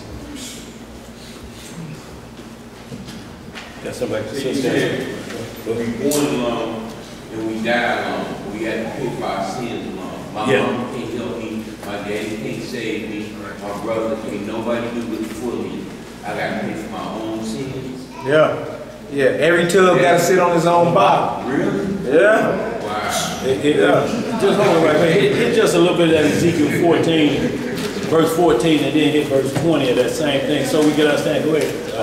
When my grandson is 12, and when we were walking here, I had already talked about last week and get late, but I told him yesterday that he was going to come to service today. And so when we was walking, we was passing all these churches up and down King's Highway. He was like, what, who were other people? I said, well, Travion, they're going on the tradition of man and not on the word of God. And then he said, well, they don't know. Right. Y'all, you know, and y'all think about it, if y'all don't look at evil eye at it, because think about when you was in there, somebody has been looking at an evil eye at you at that same time. You were called if what you want to call somebody else at this time. So just know and understand, y'all, they just caught up. Now, we're not destroyed for lack of knowledge, but rejected knowledge. So once we found out, we opted out. So they'll get the chance to opt out too. You know, as long as you keep putting it forth, the time will come, like we just read all through that Matthew 24. It's gonna come a time when you're gonna have to settle it in your heart, what you gonna do. Because when the preacher gonna tell them, y'all, the money is through. Now, I've been talking to the mayor, and we can take this thing called the mark. That's where it's gonna come down to. The money's gone unless we do this. And the church house is going to be jam-packed. What you going to do? Go ahead, man. Ezekiel 14? Yeah, Ezekiel 14. Hit verse 14 and just verse 20 so we get that clear understanding. Ezekiel chapter 14, verse 14. Though these three men...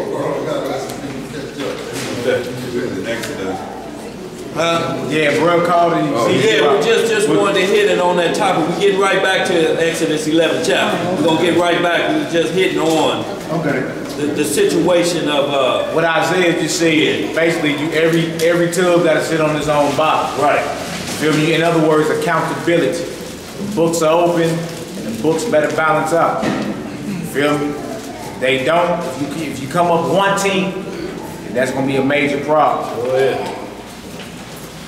Nobody's escaping that. We all must appear before the judgment seat of the Messiah. 14 Ezekiel.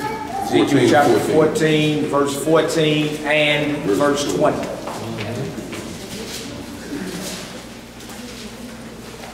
How we looking? Everybody there? Ezekiel chapter 14, verse 14. Though these three men, Noah, Daniel, and Job, were in it, they should deliver but their own souls by their righteousness, says the Most High Power. Verse 20. See what he say? It don't even matter if Job and Daniel and all them was in the city. They only gonna be accountable for their own souls. Their own soul, by their own righteousness. Nobody gonna be able to vouch for nobody. You ain't gonna be able to vouch for your mama, your brother, none of that. Right? They got their own crimes against the Heavenly Father they want to deal with. That's right. That's why the cry of repentance is so important. You look at it like it's just thrown around today, repent, repent, and you think that means I'm sorry. Right. No, that means that's an action. That means turn away from your evil and do what is right. It ain't lip service. Oh, I am sorry. That ain't what that is. Turn away from evil and keep the commandments of the Heavenly Father. That's right. Believe in the testimony of His Son. Because even righteous men that came before you, that's way greater than anybody down here. You feel me? They were responsible for their own souls and their own righteousness in the eyes of the Heavenly Father. Right, verse 20. Verse 20. Yep. Though Noah, Daniel, and Job were in it, as I live, says the Most High Power, they shall deliver neither son nor daughter. Wow. They shall but deliver their own souls by their righteousness. See that? Same thing. So every tub must sit on his own body. You got in your spirit that your pastor or any of your teachers that's Hebrew won't be able to vouch for you in that day, you sadly mistaken. Oh, yeah. But it puts you in a what type of mindset? Not a complacent mindset. It puts you in the mindset of what? I better get to work. I ain't got forever. I need to hurry up and get to work. That's right. Why? Because I'm responsible for my own soul and my own righteousness. All right, let's get back to this Exodus 11. Let's talk about this Passover. He did 20. He ain't paying attention about it. He ain't paying attention about it. It's all good, Hebrew. It's all good. Exodus the 11th chapter. Let's get into it. This is the beginning of the Passover. Yes, sir. Verse 1. We're going to read, that's a short chapter. We're going to read into chapter 12. We're going to get it. Then we're going to jump up to the New Testament a little taste and show in the New Testament. They was keeping Passover. Unleavened bread. So if they say, well, that's just Old Testament regalia you all are speaking. It's the Old Testament. We're going to get the New Testament scriptures too to back up what we're talking about. That's right. So you'll see, like, no, I ain't got nothing to do with bunnies and eggs. You understand? It got everything to do with who's the Lamb of God. Christ was never called the Easter bunny. They called him the Lamb. Behold, the Lamb of God was taking away the sins of the world. You see? Just like the Passover lamb in ancient Egypt 3,500 years ago. All right? And make no mistake about it, we are these people. When you're done talking, if you want a history lesson, you want to see some archaeology or something, we got plenty of videos, but we can do something new as well. It's not a problem. We can say it without blinking. We are descendants of the 12 tribes of Israel. That's without right. stuttering. No. It ain't a game. So we ain't just like, oh, it's cute. You guys read the Bible now and you're a little disciplined now. Yeah, it's cute. No, it's not nothing cute. Right. We can say it, final offer, final deal, this is what it is. Now we didn't say it in front of those that ain't us and they be quiet as a church mouse. That's right. They don't even fight against us. You know who fight against us? Our own people. As if we didn't cuss their mama out or something. Right. But if you say it in front of any type of Gentile, whether he be Caucasian, Arab, you say it in front of Arab, he gonna tell you, you just not finding it out? Right. We've been on this.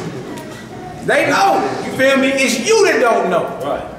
That's the problem. You understand? So with this proper type of knowledge, now it's time to what? Do better. Right? And then once you get to understanding who you are, you see, hold on, the hole goes even deeper. Because that ain't even enough. We still was plagued with a sickness called unbelief. Still was plagued with it. Even and all these people knew who they was.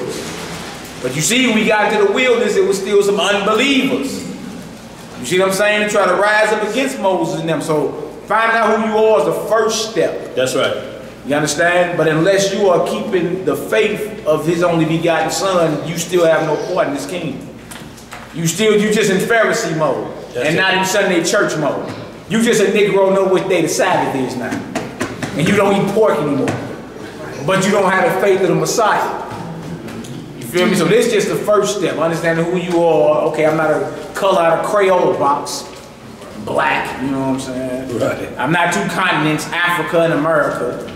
I actually descend from men and women, a nation of people. That's right. Right? I have forefathers that, before I arrived on these ships, you feel me? I actually have forefathers that are prophets and kings.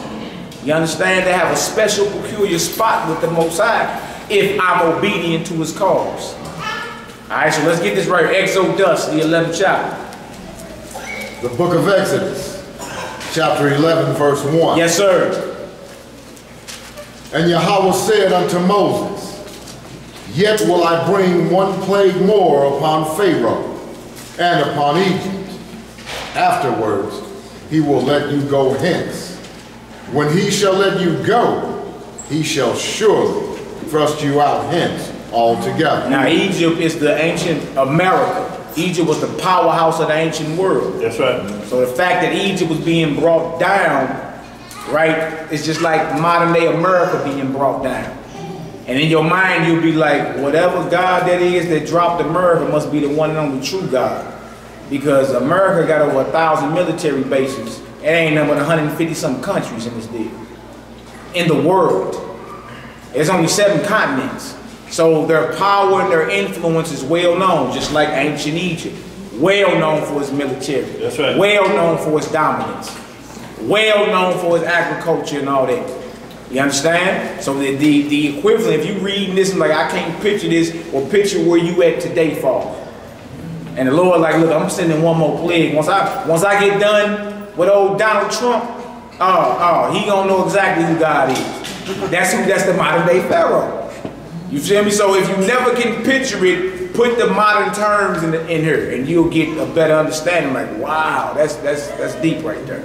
Go ahead, Hebrew. It went down on Passover, right? Yeah. Final plague. Yeah. Look, it's getting into the Passover. Now the Passover, what went down was that death angel that passed through. Right, that was Passover. Yeah. Come on, Hebrew, let's get it. Verse 2. Yeah. Speak now in the ears of the people, and let every man borrow of his neighbor, and every woman of her neighbor, jewels of silver and jewels of gold. Wow. And the Most High gave the people favor in the sight of the Egyptians. You wonder why we love the bling bling and the jewelry and all that? It's just in your blood. It's what it is. Nothing wrong with it. It's just who we are. We love to shine. Even in our low state, you know, a brother gonna find us some jewelry or something put on. It's just what it is. And y'all, and like he was saying, all the other nations know. That's why they target certain things toward you. You know, the fancy stuff. You may see a billionaire and he just got a watch on, no rings or nothing. But give us $200. No. We going to work. I mean, you could be it just does something to us about that. But it's in our system. Because you could be in the liquor store, give me a 6-pack of that. Hey, give me that chain up there too.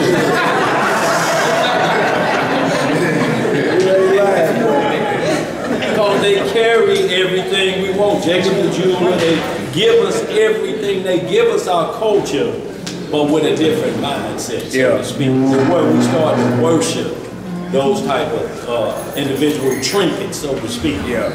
That we'll trade our soul for them. And it's like with all of the so-called biographies of different artists or famous singers, the first thing you see them is give them trinkets. Cars, nice chariots, gold chains, but no money, no wealth, nothing to pass on an inheritance to your child. They give you all of these things that shine and make you look like the sons of light. instead of the true rubies and diamonds of wisdom. Go ahead, brother. Verse 3 again. Shalom, y'all. God bless us. And the Most High gave the people favor in the sight of the Egyptians. Moreover, the man Moses was very great in the land of Egypt, in the sight of Pharaoh's servants, and in the sight of the people. And Moses said, Thus saith the Most High, about midnight will I go out into the midst of Egypt. Now this is the Most High saying, I'm going to do this. So get out your mind, this is the devil. It's the Most High saying, about midnight, I'm about to get down. All right, let's read, brother. And all the firstborn in the land of Egypt shall die, from the firstborn of Pharaoh that sitteth upon his throne, even unto the firstborn of the maidservant that is behind the mill, and all the firstborn of beasts. And there shall be a great cry throughout all the land of Egypt, such as there was none like it, nor shall be like it anymore. Now you say, well, hold on, that God seems kind of harsh. Like, why is the firstborn dying like that? You feel me? This is the commemoration of the Passover. Why would he do such a thing? Like, you tend to forget what had happened. Like, we chapters past when the order was given to kill all the Hebrew babies. You see? Now, when you touch the anointed of God, it's like stabbing him in the eye. If you know anything about the story of Moses, the order had been given, kill every Hebrew male child 2 and under. Even when the Messiah was born. You see? So what we have here is government been persecuting this so-called black man.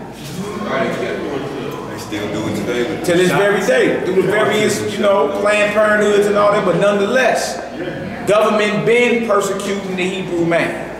You feel me? So what you reap or what you sow, you gotta reap that. So the Lord is just. You done got his sons, fed them to alligators, hung them, castrated them. So now it's time for the redemption of his, and he done put the hit down on Pharaoh and his firstborn.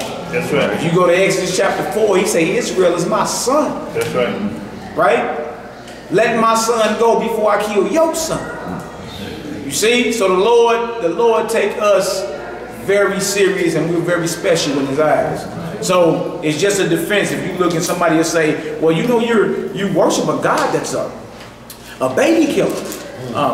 He commanded this Passover you're keeping, it's about the death of the Egyptian babies, the boys. Let's quickly take them on back a couple chapters, the Exodus chapter 2, and show what went down, that the decree went down on us first. That's right. You understand? And the Most High did what? Brought righteous judgment to the situation. That's what that's about. Now it may be now one man's freedom fighter is the next man's terrorist. You see what I'm saying? So for the Egyptians it was a bad deal. But for us it was like, hey, all praises to the Most High. We were avenged of our enemies, you understand? And it wasn't by our hand. It wasn't like we then, raised us up an army and went and got it, Pharaoh and them. The Most High, the creator of heaven and earth, decreed this. That's right. Vengeance is of the Lord. That's right. Now when you read these things and his vengeance go down, what are you sad about? You supposed to be happy. Like, oh, okay, hey, all praises. Okay, but we can't get upset when it comes to him still being just when it comes on our end. You know what I'm saying? When it comes back on us for all the wickedness in the sin that we do, we can't forget and just be like, oh yeah, you white boy, you Gentiles, just blah, blah, blah. But then like, shunning the sins and the wickedness that we do, we gotta check ourselves first. Yeah, to this very day. We still do wickedness to this very day. No doubt. And even the wicked out of our people were delivered right here. Right. And they made it to the wilderness and got destroyed. You know what I'm saying? So he's just across the board. That's right. The thing is for us not to be sad at certain things when it happens. Because the scripture say evil men understand not judgment. This is judgment going down. That's right. You feel me? So we at that moment, we ain't supposed to be on some, oh no, Lord, stop it. Hey, all praises. Let us get up out of it. But understand, we still got to pass under the rod. Right. Just because you make it out of captivity don't mean you're going to make it to the kingdom. Right. You feel me? There's a judgment coming still. Right. All right, come on, Hebrew, let's get it. Verse 7. Yeah. But against any of the children of Israel shall not a dog move his tongue against man or beast, that ye may know how that the Most High does put a difference between the Egyptians and Israel. See that? He's like, I'm gonna hit them Egyptians, but want a dog move his tongue against my people. That's right. You feel me? And so that's the thing that's coming into this. This is all part of the memorial of what we're going through. Yes, ma'am? Yeah. We in Exodus, the 11th chapter. Ariel, you can read that verse 7 again. Exodus chapter 11. The book of Exodus, chapter 11, verse 7. But against any of the children of Israel shall not a dog move his tongue against man or beast, that ye may know how that the Most High doth put a difference between the Egyptians and Israel. You got the sign. Right there, up top to the left. Look up Ham for me. Okay. No man for right now. Yeah, look up Ham for me. Okay. Now trip off this. He just said the Most High puts a difference between the Israelites and the Egyptians. Both were dark-skinned nations. Right. So that vibration you under, I'm black, y'all. I'm black, y'all. And I'm blacker than black. That's all right. That's the wrong vibration to be in. Just because you dark-skinned don't mean we all the same people. Was that CB4? Yeah, CB4. Go ahead, read it real quick, guys. Yo, and this is out of the Zondervan Dictionary. You can, like, almost, I don't care what church you go to, any doctrine, they got Zondervan in here, Pictorial Dictionary.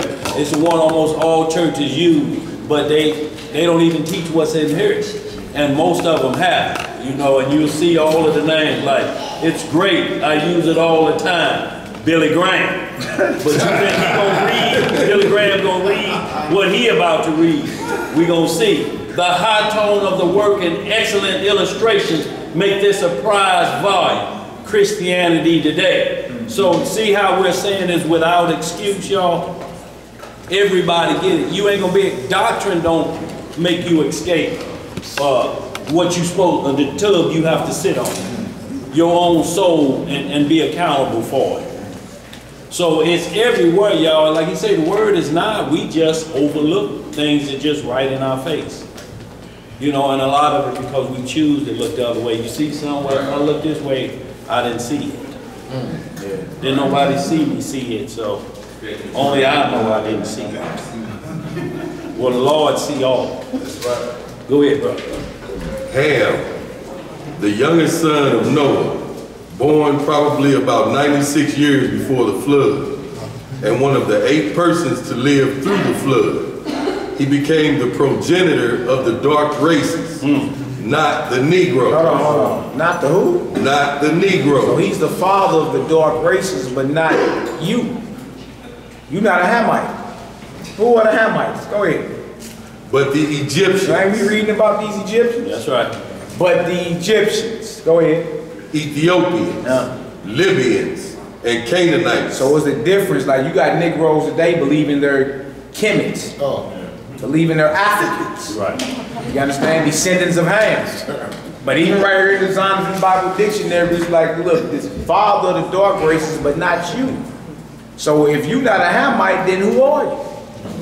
That only leave you either come from Shem or Japheth. Can it be possible you come from Shem through Abraham, Isaac, and Jacob? Through the 12 tribes of Israel? Is that possible? Could you be God's chosen people? You know, the same people that's out running horses and same people that's shooting half-court threes. Yeah. You know, the same people that have world-renowned voices. These people, the best cooks on the planet, the best athletes on the planet. Yeah. The most beautiful women on the planet. Is it possible that we are the sons and daughters of Zion? Uh-oh. See, then you really start thinking like, dang, this whole time I thought I was an African. Right. But even when we was younger, we knew better. See, the children got it already. That's right. We used to say we're not African booty scratchers when we was younger.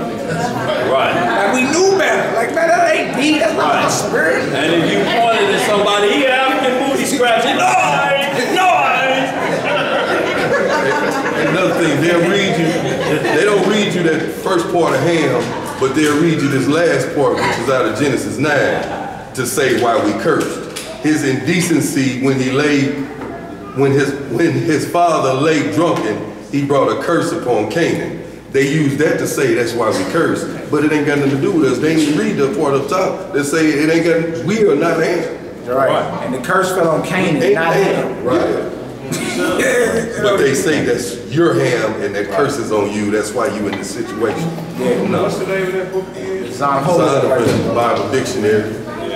I mean, a very detailed pictorial dictionary. Got a lot of good archaeology in it. So y'all, but you see, Billy Graham read that and say he read. I wonder did he read across that? Yeah, did he read? But he probably did because he already knew because he was the prophet, so to speak, for Nixon, the president of this nation back in the day, the one that got impeached. He said we're gonna always have a problem with the niggers and the Jews. So they know it's one and the same. You know, but this came out of Billy Graham's mouth. I read it all the time. Yeah, so y'all, we see that the Most High, when he say it's gonna be right in your face, when you stand on Judgment Day, everything that because he reads the thoughts of us, he's gonna tell you, well, I'm gonna tell you what you was thinking when you looked at that and you read across that scripture. You read that and you said, that ain't what Pastor think. That went through your mind and you're going to be like, sure did, I sure said. Y'all see, he going to judge the intent of the heart. So y'all, that's a fair and balanced judgment that we will never be allowed to have. We have to wait for the words to come out of your mouth. You know, so, and that's a good thing for everybody that's in church. At least wait for them who's in church. Let the words come out of their mouth before you just condemn them and say you're in a doctrine that's going to hell, because it may have not hit them that yet, and you the light. See if they're going to receive the light at that point, but wait and see what comes out before you start feeding stuff into them.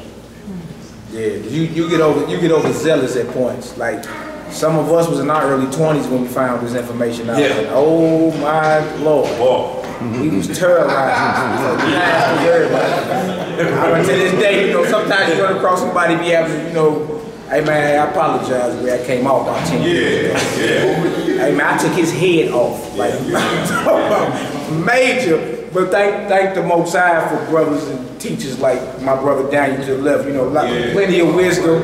Now, hold on, young man, you gotta slow them down a little taste, you know what I'm saying? Like, remember you got loved ones up in there, you was up in there at one point, and you like, oh, okay. But some of us was beyond like pissed when we found this out, and a lot of people got cut behind it. So that's wisdom. We supposed to be listening to that, you know what I'm saying? Like, that ain't how you supposed to be coming off.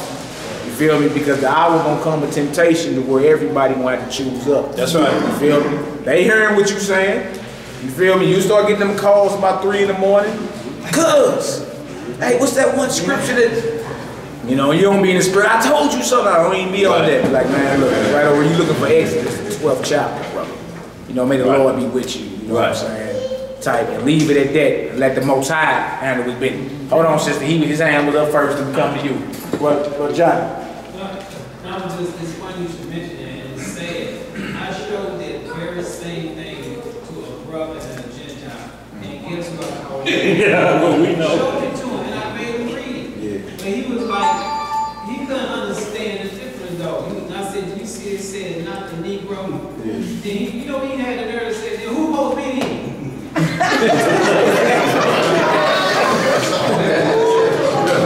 Gentile didn't say one word. Right. Because the Gentile did, he came back and said, he said color don't mean nothing. When they talking about black and white, it's not what you mean. You see this, my color is not white. Let me tell you something.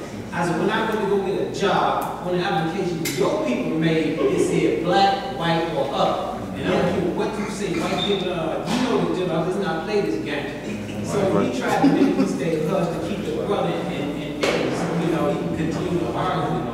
I just got out of whatever, you know, it was just, Yeah, the brother was making the situation worse than what it was. Yeah, you was dealing with an unbelieving Hebrew and Gentile. You did. I mean, look, they had it in Acts 2. That's the situation. Believers versus non-believers. You feel me? Go ahead, sister. Oh, was you done, brother? Okay, my bad. Go ahead, sister.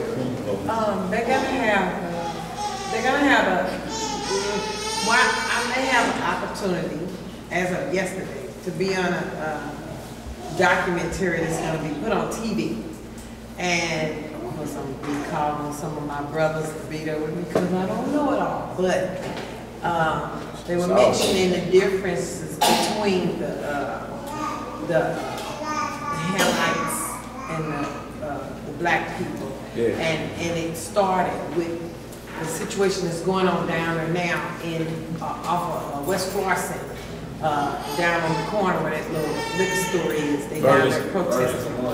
Yeah. So it's coming up a lot now that, you know, there's a difference between the races as far as the black people. And one guy even said it's more than just two. It's like maybe about several different kinds of black people. I guess you could say that because Chinese made babies with black people. You know, Koreans made babies with black people.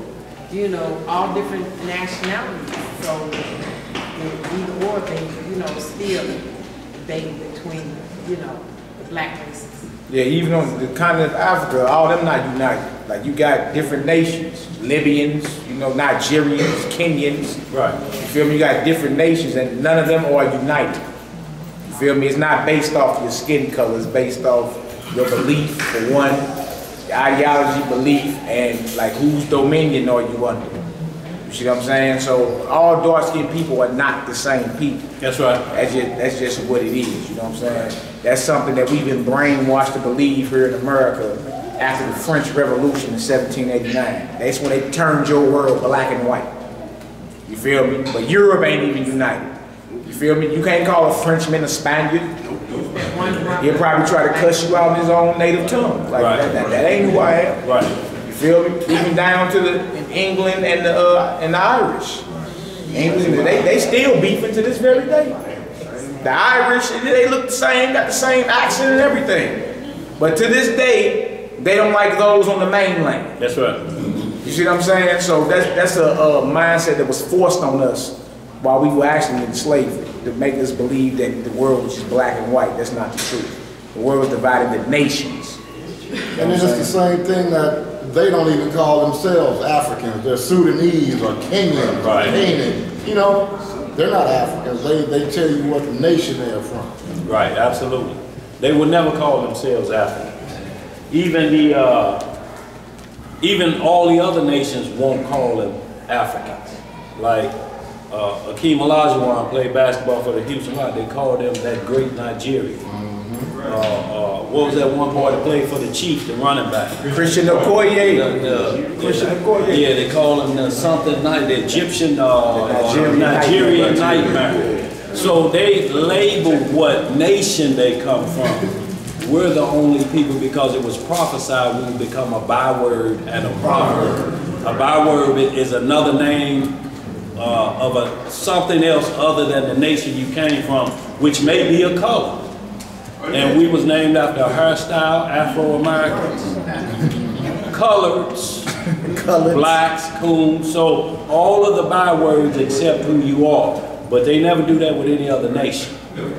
When they come here, they respect them as the nation that they come from. They tell them, now you get to set up shop in byword neighborhood. You can make plenty of money there in byword neighborhood. And that's why they in every one of our neighborhoods. You know, but yet Mr. Johnson had that store over there. But he can't compete with the way they're coming because their nations have made agreements with this nation to let them in. They just ain't coming here getting all the gas stations. There's some camaraderie working or some, like you were saying earlier, some allegiance together. You give us this and we'll let y'all come in there, but y'all go to Byword neighborhood and y'all do that. And they let them have tax-free for 10 years. Then after that 10 years over, you just put it in another family member's name and it's still tax-free for another 10 years. We don't get that. So y'all, it's no coincidence, but you know, that don't mean we give up. That just means you study harder to find out why they doing it. At least you know now.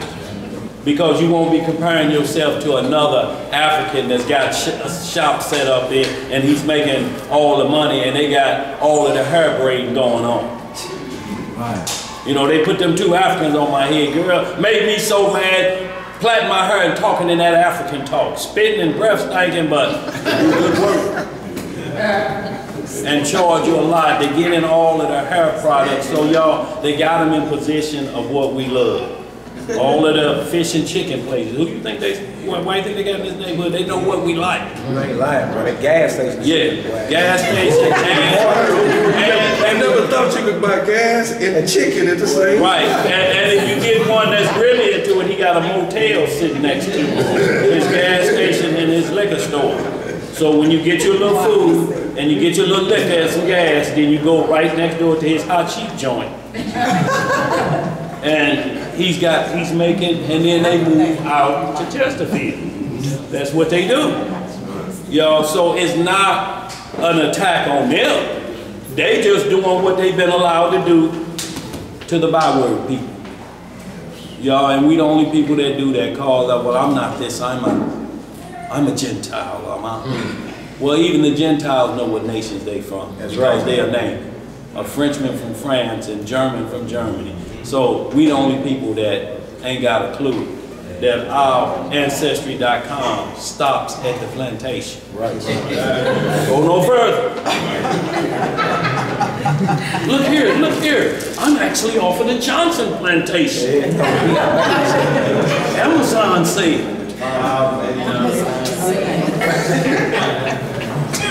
Jody. Exo, you got something to say? I was about to say the same thing goes with every tribe in Israel when we got scattered. Don't just think the Negro, like some of these can't keep just the Negro, just us, Israel. How we two little tribes and we just Negroes. Remember, we came from Africa, we got scattered. Some of us jumped off the ship in Jamaica, so we lived in Jamaica. Some of us got sent to Haiti. We got traded with over 7 different countries, traded with Israel, and we had 12 different tribes. Some of us left, got captured by other people, the Spaniards and stuff like that. The Mexicans don't know where they from for real. They don't know where they from. They got killed in America with California and all that shit. So. Well, you'll know because they'll have their. What? They'll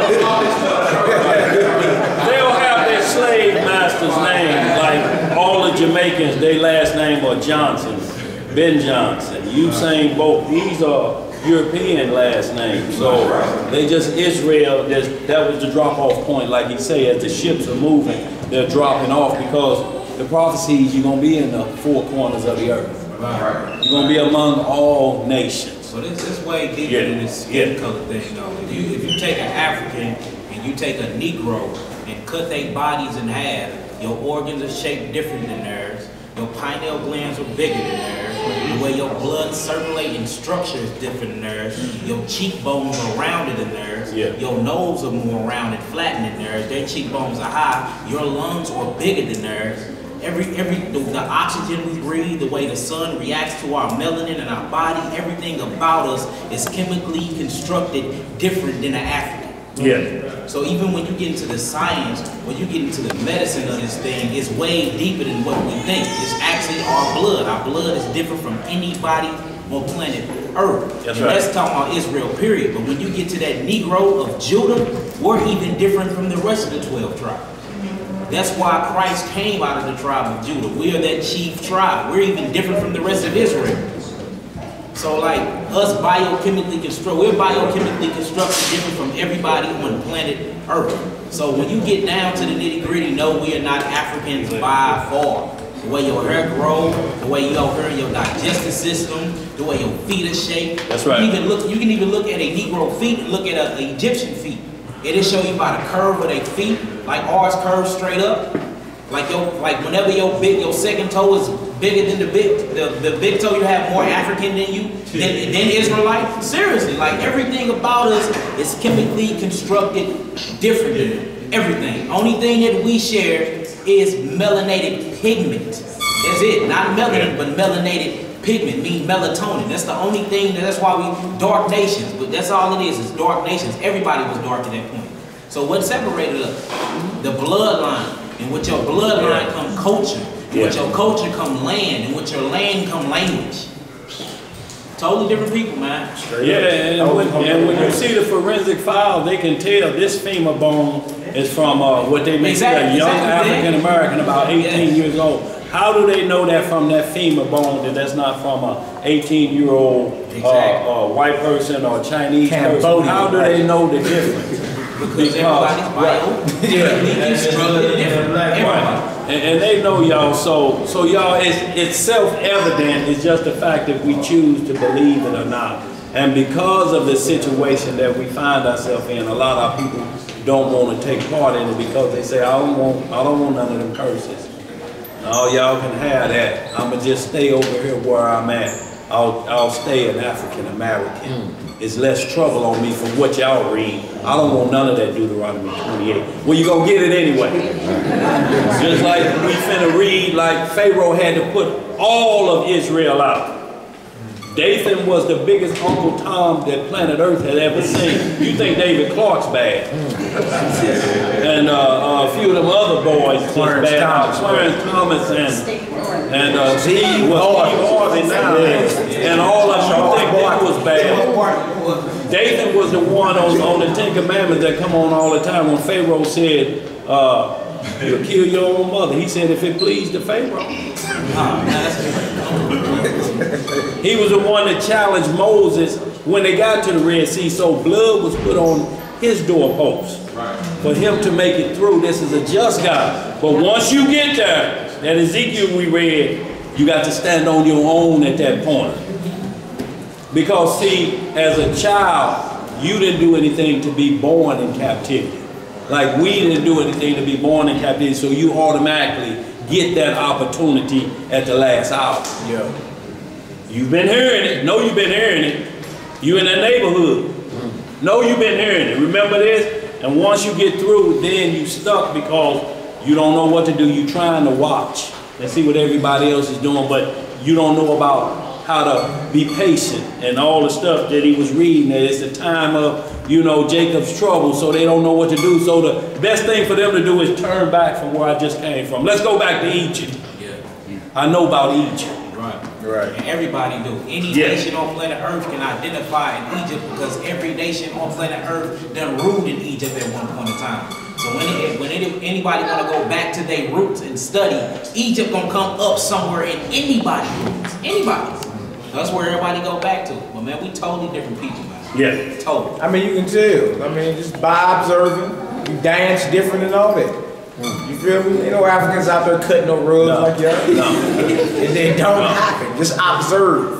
You know, and every nation has one or two representatives to represent their nation, but when you have so many that they just drive through neighborhoods and parking lots, playground, and they'll see just a young boy just leaping out from the free throw line, just playing pickup ball, and they're driving through the neighborhood or hear voices and singing, they go to, no training, and they say that's them, but they'll never tell you that's them because it keeps the money rolling. So y'all, and they know that by everything. Just look at the Olympics. When they put that out there, if it was about being dark and 100% black, the Africans or those nations should be dominating every sport. But the last Olympics, we hands cuffed. We dominated everything. That little young sister flipping out the building when they short sister. So y'all, go ahead, man. I'm talking about flipping off the earth with it. You're like, how is she able to even do this? You feel me? We are peculiar people to the Most High, man. Usain Bolt, he 30 years old, still out there. Right. He let up at the end of the trot and be jogging. Like, hey, I guess. Another day at the office, you know. Yeah, and when you get my gold medal. When you read about the testament of the 12 tribes, you'll see how Judah could outrun a horse. And he would race a hind just racing it, you know, and could leap and grab this fruit out of a tree. So y'all, it's telling you, and they study the books and they say, yeah, that's them. Ain't nobody else can do it like that, y'all, but this is nothing to brag upon that gets you across with the Most High. You still have to keep the commandments. That's right. And you ordered to keep them better first, cause Romans 2 and 9. Blessing and honor and all type of blessings to the Jew first and then the Gentile. Tribulation and anguish and punishment to the Jew first and then the Gentile. So if you break law, he gonna get at you first. Just like how parents used to do when a cousin over there and y'all jumping in the bed. You know better. I don't have jumping in the bed. Come on. And he's standing there, yep, I'm getting you too. What verse? So he know better. Sorry, what verse is that you just said? Romans 2 and 9, yeah. And yeah, Romans 2:16 is where. Go ahead, bro. Because we're in this last hour. Go ahead. The book of Exodus. Right. In the book of Exodus, chapter 11, verse 8. And all these thy servants shall come down unto me, and bow down themselves unto me, saying, Get thee out, and all the people that follow thee. Some of the people. All the people that follow thee. And after that I will go out. And he went out from Pharaoh in a great anger. And the Most High said unto Moses, Pharaoh shall not hearken unto you, that my wonders may be multiplied in the land of Egypt. And Moses and Aaron did all these wonders before Pharaoh. And the Most High hardened Pharaoh's heart, so that he would not let the children of Israel go out of his land. We in chapter 12, let's get it. Chapter 12, verse 1. And the Most High spake unto Moses and Aaron in the land of Egypt, saying, This month shall be unto you the beginning of months. Wow. It shall be the first month of the year to you. Happy New Year, everybody. Happy New Year. Springtime makes sense, don't it? Yeah. Not in the middle of winter. While you shooting your pistols in the earth? No, it's not New Year. Right. New Year is springtime when life is being renewed, coming back into the earth. Even nature bears witness to it. So this month is the beginning of months that we are in right now. You understand? Real simple. You can observe it and you can read it. This is the month of Abib, A-B-I-B, in the scriptures. What has to do with the maturing or greening of crops. All right? Crops green or mature in the springtime, not in the wintertime. See? Y'all write it down. Abib, A-B-I-B. That's the month we are in now. The 14th day at evening of Abib is the Passover. The 15th day is the first day of the Feast of Unleavened Bread. All right? That's the season that we are in now. That's right. Right? So don't be like y'all 4 months late. New Year was January the 1st. When we ate fish and ate greens and black-eyed peas. No. New Year is now. This is where we at. All right? Let's read it, bro. Verse 3. Yes, sir. Speak ye unto all the congregation of Israel, saying, In the 10th day of this month they shall take to them every man a lamb, according to the house of their fathers, a lamb for an house. And if the household be too little for the lamb, let him and his neighbor next unto his house take it according to the number of the souls. Every man according to his eating shall make your count for the lamb. Come on. Your lamb shall be without blemish, a male of the first year. Ye shall take it out from the sheep or from the goats. And ye shall keep it up until the 14th day of the same month. And the whole assembly of the congregation of Israel shall kill it in the evening. And they shall take of the blood and strike it on the 2 side posts and on the upper doorpost of the houses wherein they shall eat it. Now, when y'all come to the feast, you won't see no lamb blood dripping off the floor. Right. You know what I'm saying? Like, brothers, it's crazy. He's like, you all are extreme. I knew it. Now, this thing is deeper. Like, what you read is a foreshadowing of the sacrifice of the Messiah. He's the Lamb of God. You understand? And by his stripes, you see the same thing in the New Testament, the blood atoning sacrifice. You understand? So once we read this thing, we're gonna show certain scriptures in the New Testament that line right up. The 10th day selection, down to the lamb and how it had to be killed and when he was killed. And if we can't get to it, we'll do a thorough sit down on it so the whole class can understand what it is. But the Lamb of God is the Messiah who's currently sitting at his right hand, who was crucified on Pontius Pilate over 2,000 years ago. That's right. Right? We gonna eat lamb at the Passover, but that's not the lamb that was sacrificed for your sins, so the death angel would pass over you. You understand? This thing was a foreshadowing of what went down 2,000 years ago in Jerusalem. As they was killing Passover lambs that year for Passover, they was also nailing the Messiah to the cross. It was the 14th day of Abib that evening. That's right. And the lamb had to be killed. They in their ignorance not knowing y'all killing the Lamb of God. You see what I'm saying? So it get way deeper than what you read right here. Because if that's the case, lamb blood supposed to be dripping off our feet when y'all come to it and off y'all own houses. That's right. We gonna kill you a lamb, cut his throat, take the blood and wipe it over your doorpost then. Look, I'm not about to do it. You ain't got to do that because the Lamb of God already been sacrificed. That's right. Right? This is a memorial about what? Being released out of slavery. But guess what else you were slave to? Not just man. You were slave to sin. You see? Now they say the Messiah set us free, right? That we may be servants to him. Now we slaves to righteousness, not slaves to sin. Whoever you yield your members to, that's who you the servant to. Whether it's sin and wickedness or whether it's righteousness unto obedience. See, so 2,000 years ago again, as they was nailing the Messiah to the cross and beating them and all that, they were killing the lambs for Passover. That's right. That year.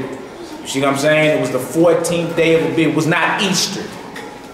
You understand? The Lamb of God was being crucified, so what? You can have a shot at eternal life. So the death angel will pass over you.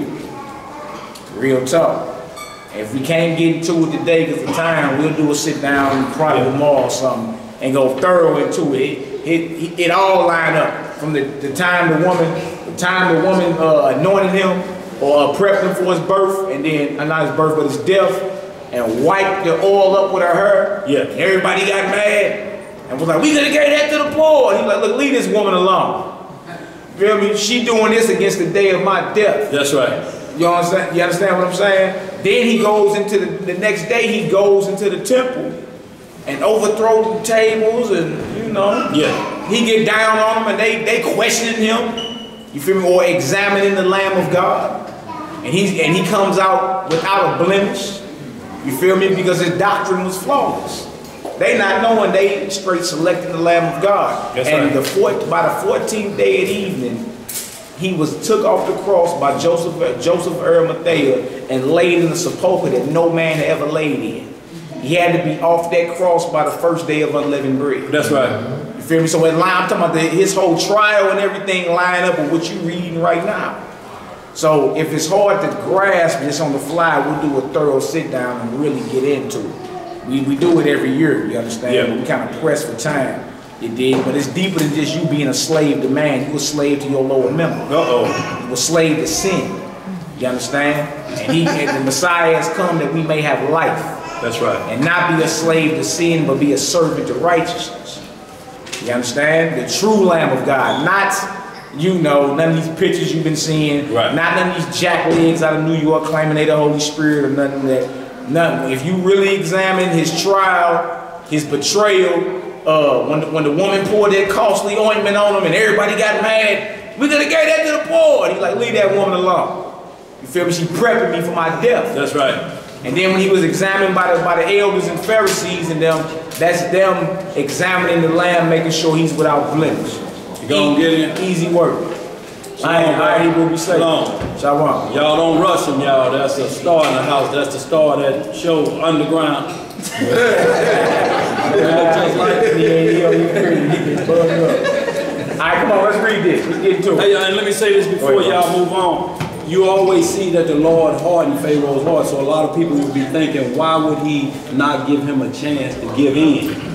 The hardening of the heart is Exodus 7:1, where he told Moses, I'm going to make you a God unto Pharaoh. See, Pharaoh was looked at as God on earth. That's what it means. I'm standing as God on earth. So when Moses, when he gave him the power of miracles, this made Pharaoh heart hardened because his advisor was telling him, you can do that, you got magicians that can do that. Don't believe that you can turn blood to water. But every miracle that plague that the Most High was putting on them, his magicians did it too. And to battle back, but they're bringing now 2 loads of blood and flies on it. They're destroying their own self trying to compete with the Lord. Yeah. So they're making frogs come too. But he said, yeah, well, they ain't got the power of death, and I'm waiting to put that one on them later.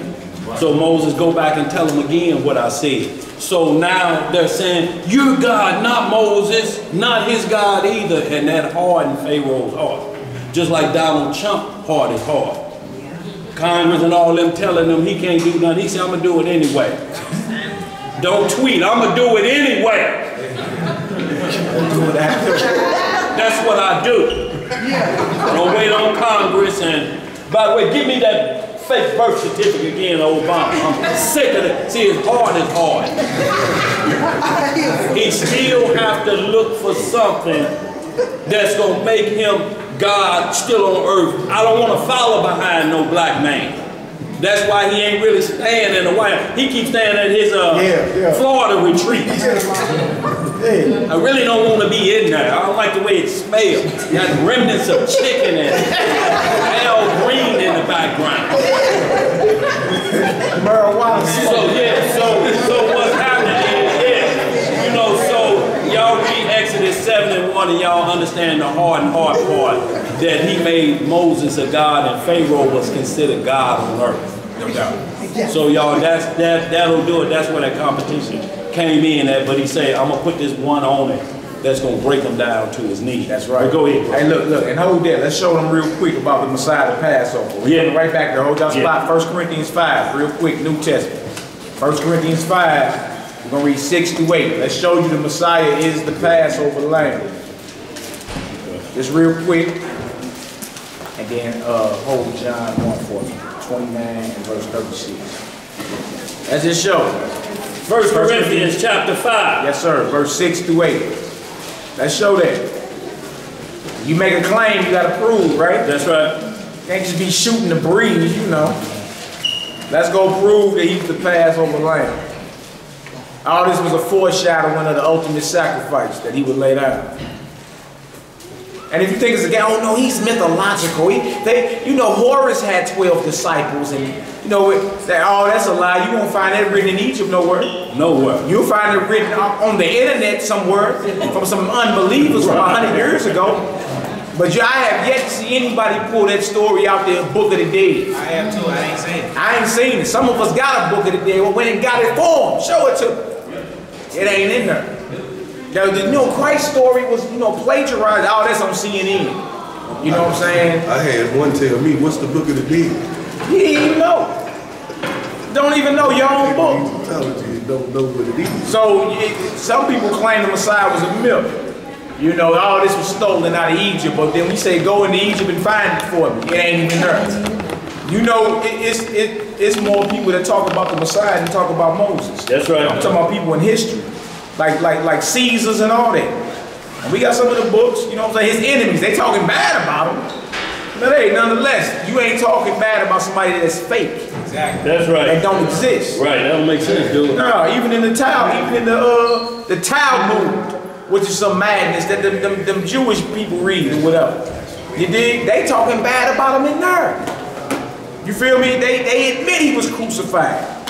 They say 40 days for his crucifixion, they was calling for his stoning, which makes sense when you read the Gospels, because they were always trying to stone him. You feel me? But they called his mama a whore. Right. And said that he's currently burning in hell in hot excrement. Oh.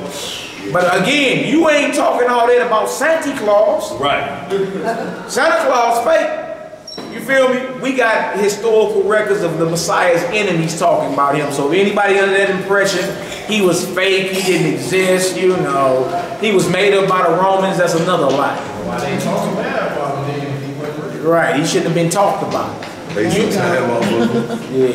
All right, let's read this 1 Corinthians 5 real quick. 1 Corinthians 5. 6 to 8, brother. Verse 6. Yeah. Your glorying is not good. Know ye not that a little leaven leaveneth the whole lump? A little leaven leaveneth the whole lump. Ain't this the feast of unleavened bread? Are we supposed to not eat anything with leaven in it for 7 days? Bread at the house. All right, let's read, brother. Purge out therefore the old leaven, that ye may be a new lump, as ye are unleavened. For even Christ, our Passover, Our Easter bunny. our Passover, Our Easter egg. our Passover is sacrificed for us. Christ is the Passover. You see, Paul, who grew up under the order of Aaron, a Torah scholar, had enough sense to know that's the Lamb of the Heavenly Father. Right? When we talking about lamb, we talking about unleavened bread. Right? He said, look, purge out that old leaven, and you may be a new lump. The Messiah, our Passover, is sacrificed for us. Let's read, brother. Therefore, let us keep the feast. Let us do what? Keep the feast. This is letter to the Corinthians, to the believers in Corinth. Let us keep the feast. What feast? The Passover, the unleavened bread. But how do we keep it? Not with old leaven, neither with the leaven of malice and wickedness, but with the unleavened bread of sincerity and truth. So now you know leaven equals sin, and unleavened equals righteousness and commandment keeping. I don't say nothing about no Easter egg and no bunnies and no going on no Easter hunt. And my little bro break down on a whole nother level. We ain't got time today about the bread and all that. Like even scientifically, certain breads and all that ain't even good for you. You feel me? So again, this is the Passover and Feast of Unleavened Bread. The Messiah is the Passover, the lamb that was sacrificed. You understand? And we supposed to keep this feast with the unleavened bread of sincerity and truth. Meaning you're not supposed to keep this feast with malice on your heart. You understand? You're not supposed to keep this feast plotting on your brother or sister, none of that. You're supposed to be sincere, and you're supposed to understand we here to serve the Lord and keep His high holy day. That's how we're supposed to keep it, in sincerity and truth. All right? You got John 1 and 29 real quick? John 1, verse 29 and 36. What did it say, y'all? John chapter 1, verse 29 and 36. We just established. Y'all, we ain't got long, y'all. We just established that He's the Lamb of His Father, the Lamb of the Lord. The Lamb of Yah is Yahushua, Yahushua, however you want to pronounce it. You feel me? Who was foreordained before the foundation of the world. John chapter 1, verse 29 and verse 36. The Gospel of John, the Saint John. Not the letter John. Matthew, Mark, Luke, and John.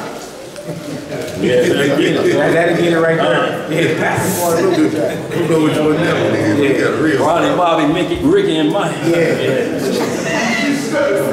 Alright, so look, that's again second witness, because whenever you bring it out, you got to bring 2 witnesses out to show that the Messiah is the Lamb of Yah and not the Easter bunny. So get that whole illusion of Easter out your mind. It's not the worship of the Heavenly Father, nor is it the following of the Messiah. That's right. Yes, He resurrected. Yeah. But what did He command you to remember? Remember my death. Remember my sacrifice I laid down until I return. That's what we supposed to be doing, because He's the Passover Lamb. All right, what that say, y'all? John chapter 1, verse 29. The next day John seeth Yahushua coming unto him, and said, Behold, the Lamb of Yahweh, which taketh away the sin of the world. John the Baptist, who was 6 months older than the Messiah, had enough sense to understand He's the Lamb of Yah. He's the Lamb of God. You feel me? Which taketh away the sins of the world. What verse 36 say, y'all? 35 and 36. Verse 35. Again, the next day, after John stood, and 2 of his disciples, and looking upon Yahushua as he walked, he said, Behold, the Lamb of Yahweh. There it is again. Let's get back to Exodus chapter 12. Finish the story up. Wait, man. And let me just show y'all again, once again, how the truth be right in our face, because that's what the devil have to do. He have to present the truth, and then he presents the lie. Because he's the accuser of man. It's like bait call. It's like all the things. He have to present the truth to you so that he can accuse you. He can't give you a free case. So contrary to belief, the devil made me do it. He don't make you do it. You choose to do it. Like this says, and you're going to see Acts 12 and 4. I don't know if brother going to hit it, but it uses the word Easter. Yeah. So the definition for Easter is Easter. Rendered Easter in Acts 12 and 4. But correctly translated Passover. Wow. The day on which the church celebrates the resurrection of Jesus Christ. There is no celebration of the resurrection in the New Testament. Wow. See, so they got it in here. So they say we read this, but they still gonna do Easter. Yeah. See, this is why it's without excuse. So even a book they tell you to go get, and Billy Graham say I read it all the day, read it all the time. Let's see if he gonna teach Easter as Passover, because that's the Hebrew breakdown of it, meaning Pascal, P-A-S-C-A-L, or Easter meaning Passover. Yeah. But you see this in here, it says there is no celebration of the resurrection, and that's what they call Easter Sunday, sunrise, the resurrection. He told us to honor his death, not celebrate the resurrection. So it's right in your face, y'all. This is why it's going to be without excuse, y'all. It's because we choose to do that. Wait a minute, y'all gonna eat that bitter herb and y'all gotta have your head covered up and y'all gonna be trying to be without sin and we want some Easter egg hunch. Let's get it going. There we try to be without sin. I got these fresh clothes, Easter clothes, I'm ready to go. I've been giving money to get a pastor. They love it. It's their biggest payday. Because everybody go that ain't been all year, show up that day with cash and try to buy off 364 more days that just left. I'll give a 30. I'll put 30 in there. I was going to church before I go to church. That's the only time that I ever went was on Easter and the Christmas program. And you better not be short in your pocket with that new Easter outfit on. Look, you would lay that on the bed and sleep on the floor. I'm gonna kill him tomorrow at church. Your clothes on the bed, you on the floor.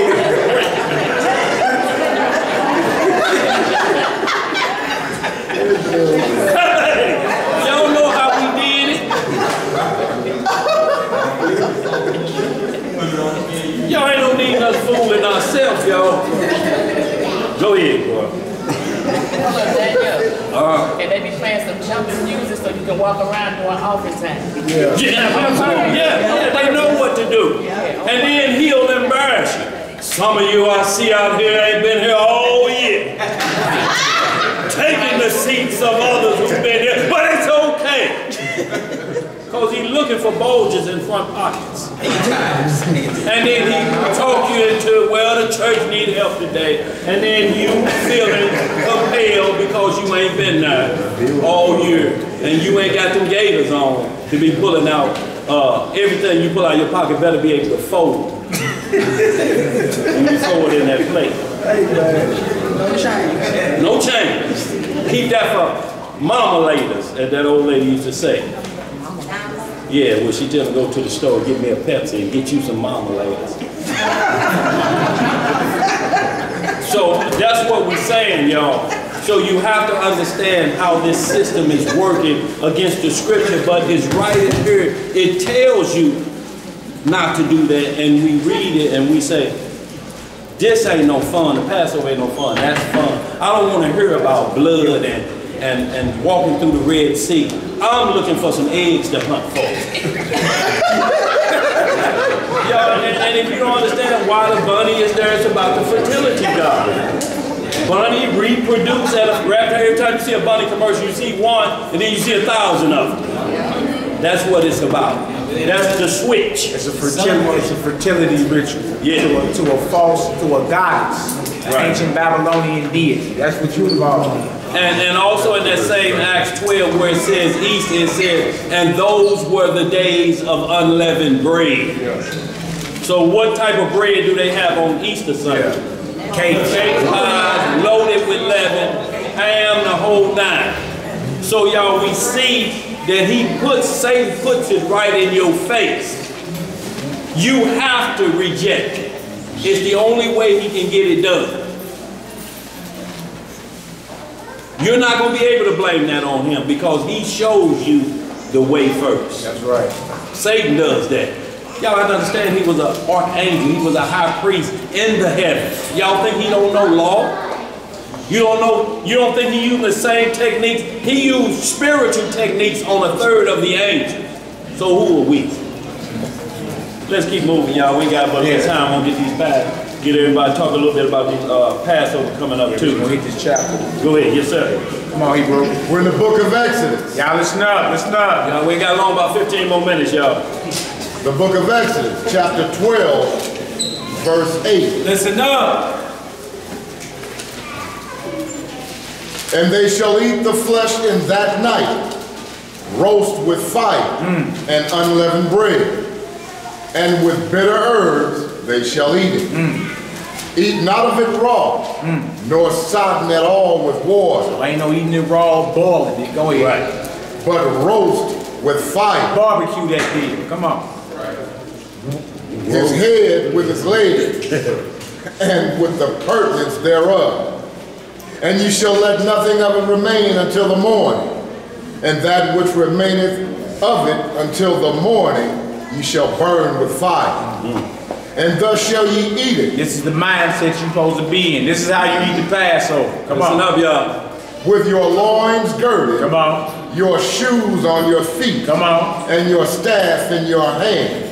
And ye shall eat it in haste. Come on. It is the Lord's Passover. So you see the mindset, we were about to leave captivity. So it wasn't like we was at a buffet, you feel me? Loosening our ties up and it was like, nah man, gird up your loins, have your staff in your hand, shoes on your feet, and eat this meal in haste, right? Now when you at the Passover, sit on back and watch how many people eat in haste. You feel me? This is just observe, you understand? But understand the mindset we supposed to be in. You're supposed to eat this deal in haste with your shoes on your feet, your staff in your hand, and your loins girded. Why? Don't forget Pharaoh's army was right on our back. Right. You feel me? It was time for us to leave captivity. So it was not the buffet. It wasn't like you finna hang out and catch the one brother called the Negro disease. Right. You know, eat and get tired, sleepy. This is not that situation. Wasn't that? Yeah. Come on, Hebrew, let's get it. Verse 12. Yeah. For I will pass through the land of Egypt this night, and will smite all the firstborn in the land of Egypt, both man and beast, and against all the gods of Egypt I will execute judgment. Woo! I am the Lord. So you see what it's really about at the end? It's a spiritual war. Most High say, I'm dropping all the gods of Egypt. Right. Who know how many gods Egypt had? One for every day of the year. 365. Yeah, so regardless, one too many. You only supposed to have one power, you understand? They got 366 gods. Our God, not the devil, our God said, I'm passing through that deal tonight and I'm executing judgment on every last one of them. So this is a spiritual war when you're done talking. You feel me? A war over ideology and belief. Bro saying it earlier today about the different jihad, the holy wars that's going on. You feel me? The terrorist attacks that's happening. You understand? That's what this whole remembrance is about. Our God destroying the gods of Egypt and redeeming you out of bondage. And why wouldn't a slave celebrate being let free out of bondage anyway? Whether it's slave to man or slave to sin. Why wouldn't you be celebrating that? Most of y'all don't know y'all slaves. Yeah, right. Yeah. And you know, we'll let them keep reading. Go ahead. Yeah. What you got? Go ahead, y'all. Yeah, you're solid. Spill some of that wisdom, bro. Go ahead. All right, come on. Yeah. Verse 13. Yeah. And the blood shall be to you for a token upon the houses where ye are. And when I see the blood, I will pass over you. And the plague shall not be upon you to destroy you when I smite the land of Egypt. And this day shall be unto you a memorial, and ye shall keep it a feast to the Most High throughout your generation. No, in some of your generations. Throughout your generation. Come on. Ye shall keep it a feast by an ordinance forever. So the Most High it's not boring serving the Most High. You got folly days when you in the world. He got holy days. You see? And he wants us to feast, but all our feasts mean something. Right. Like you don't got an explanation on why you got a Christmas tree up. Like what explanation do you have for that? Like biblically. Or if your little baby said, TT, why is a green tree put up on Christmas every year and a mistletoe and gifts up under there? Oh, because that's just what we do. But why? Right. That's just what it is. But you don't want to give for that? I want to give, but why? Right. Because your great-grandfather did. But why? Right. And don't let them be real inquisitive. They can be like, can you show me that in the Bible? Right. Oh, really gonna be hit. Because what you're doing is not in the Bible anywhere. Right. As being given by the God of the Bible. Now it is in there as saying don't do it. You understand? But saying this to say that the very things that you do, the very things that we raise our children doing, you should feel some type of way that you can't go to God's word and show them this is why we're doing what we're doing. All right, let's read, brother. Verse 15. 7 days shall you eat unleavened bread. Even the first day ye should put away leaven out of your houses. For whosoever eateth leavened bread from the first day until the 7th day, that soul shall be cut off from Israel. Bread will unleavened is sincerity and truth, and leaven is malice and wickedness. You see, all of us are foreshadowing, a shadow of what's to come. So yeah, we search our cupboards and get all the yeast out, but you probably gonna miss a few items.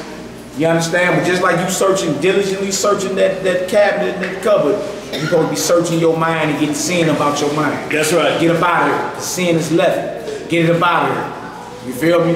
How you gonna get all the jiffy out your cabinet, but you over here like, man, I can't stand this nigga right now. I'm ready to kill this. Y'all see that? You feel me? Boy, you see this woman over there? Yeah, man. You see? Like, you really ready to do the physical things it takes, but you're not willing to do the spiritual sacrifices, which is way greater. That's right. You understand? So as diligent as you be, because it's just practice. It's there to show you how you're supposed to search yourself, search your heart, and get all that evil about your mind. Right. And out your heart. You feel me? So we do that. We get it out. You're going to miss something, though. It's just how it is. As the years go on, you get better. Like, dang, I didn't know that had breadcrumbs in it. Dang, okay, I didn't know that had, you know what I'm saying, little yeast in it. So you get better every year. Don't beat yourself up. You understand? What you need to be searching is that wicked mind of yours. That's right. Don't show up to the Passover with a wicked mindset. We've seen things over the years. We seen the Most High choke a joker out one Passover. Right in front of us. You were bored. Right in front of us. Started spitting up croak, like right in front of us. Right. Because some wickedness was in his heart based off what went down the previous night. Right. And Most High choked him out right in front of us all. He's like, oh, do y'all see that? You feel me? So some of y'all smiling because y'all remember. It's ironic to remember. But look, get that evil, that wickedness out your heart and your mind. Don't show up to the Lord's Passover with malice. That's right. Or with leaven on your mind and heart. You feel me? Examine yourself, get yourself together, repent, you dig. If you can get something right with somebody, get it right. You feel me? This thing's way bigger than any one individual. All right, Isaiah, you got something? Yeah, what you was speaking on. Hold it down, y'all. We ain't got long. Maybe somebody first Passover, but if you got something against your brother, like you just said, you know what? Don't drink that wine. Right. Don't drink that wine because you bringing destruction on yourself. And you'd be better to sit at home to the great Passover by yourself instead of coming to the congregation and seeing it in the book. Yeah, we're gonna read. That's our last chapter. We're gonna read. Okay. We got you, but hey, good luck. Good luck. That's what's up. All right, let's read, brother. Verse 16. Yeah. And in the first day there shall be an holy convocation. Or a Sabbath. The first day of unleavened bread is a Sabbath day. Not the weekly Sabbath, but a Sabbath. This is where they get Good Friday confused at. They see the Sabbath was coming on. They believe it was Friday night, going into Syria, when the first day of unleavened bread was coming into play. The first day of unleavened bread is a Sabbath day, a holy convocation. The last day of unleavened bread, the 7th day, is a Sabbath day, a holy convocation. And you got your weekly Sabbath that still come into play. You see what I'm saying? So this is where the church get the Good Friday madness confused at. And even though the Messiah said, I'm going to be in the grave 3 days and 3 nights, you believe that's Good Friday evening to early Sunday morning. If you ever got locked up over the weekend, you should know that. Right. You should know that. You know good well Friday evening to Sunday morning is not no 3 days and 3 nights. Right. You understand? You got something, brother? Y'all ain't saying about the Passover, say that you can't come with no issue about one of your brothers. Is that saying that you can't come up with him, or is that just period anybody that you might have an issue? Yeah, you don't want to roll the dice on having malice against nobody, y'all. Right. If you got that opportunity, like look, even say in Ephesians, don't let the sun go down on your wrath. So if you got an opportunity to make it right with a brother or sister, what's to do it? There ain't nothing wrong with it. Right. Just so you won't be marked by the Most High and you getting choked out up in that deal. We witnessed it, bro, several times. Like, man, do y'all see that? Spit some fire, then spit some fire. Right. Right. You know, we don't want to see it happen to you or anybody. So how about we all be there in the same spirit? You know what I'm saying? Knowing this is about the Lord and His Passover, His feast. You got something, sister? Yes. Does that go for children too? Yeah, of course. But you know, children forget real quick when they fight. Right. Children don't have that disease we have. Right. We grudge and beef, you know what I'm saying? Can't stand it. Can't stand it. A child will fight and within 30 seconds they be back cool. Right. So a child is cool. They in their innocence. That's more about us hard-headed grown folks. Right. And that's what he instructs. He says, be angry like children and not with malice, because you break them up. 2 seconds later, they back playing again. We get into it, you plotting death. Call your cousin. You ain't gonna believe it. And if he actually show up to Passover, how you sitting there with a cup of wine and look here, look this nigga here coming up in here. See, it may be his heart that's clear and yours ready to get busy, and you inviting somebody else into it. Man called me yesterday gonna talk. I wish he would say something to me up in there. Shalom me, watch what happens. I'm gonna throw this wine. Really? At the Passover? So y'all, that's where you gotta leave all that outside the door. All that's got to be left outside the door. Y'all, y'all, this is a serious, this is a high, what is considered a high holy day. That's right. This is one that where you cleanse your heart. When you drink of that cup, you got to, well, we'll get to that. Yeah, that's our I ain't gonna prolong y'all because it's almost full. Right at full. We're gonna get finished, y'all. Got a couple more minutes. Yeah. Verse 16. And in the first day there shall be a holy convocation. And in the 7th day there shall be a holy convocation to you. No manner of work shall be done in them, save that which every man must eat, that only may be done of you. And ye shall observe the feast of unleavened bread, for in this selfsame day have I brought your armies out of the land of Egypt. Therefore shall ye observe this day in your generations by an ordinance forever. All right, drop it. Let's get to this Corinthians. Brother was talking about in the back, about examining yourself before you come eat this Passover. All right, that's 1 Corinthians 11. 1 Corinthians 11. 17 on down.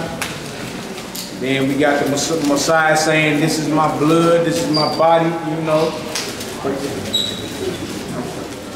Okay. Let's get her done. Y'all, we just hit that script. We got one more, y'all, and then we, you know, we know a lot of people are here trying to get in and, you know, make sure they have tickets, and we got some other things we need to talk to you about before that day, so. 1 Corinthians 11, we're going to start at verse 17. Start at 20. 1 Corinthians chapter 11, verse 20.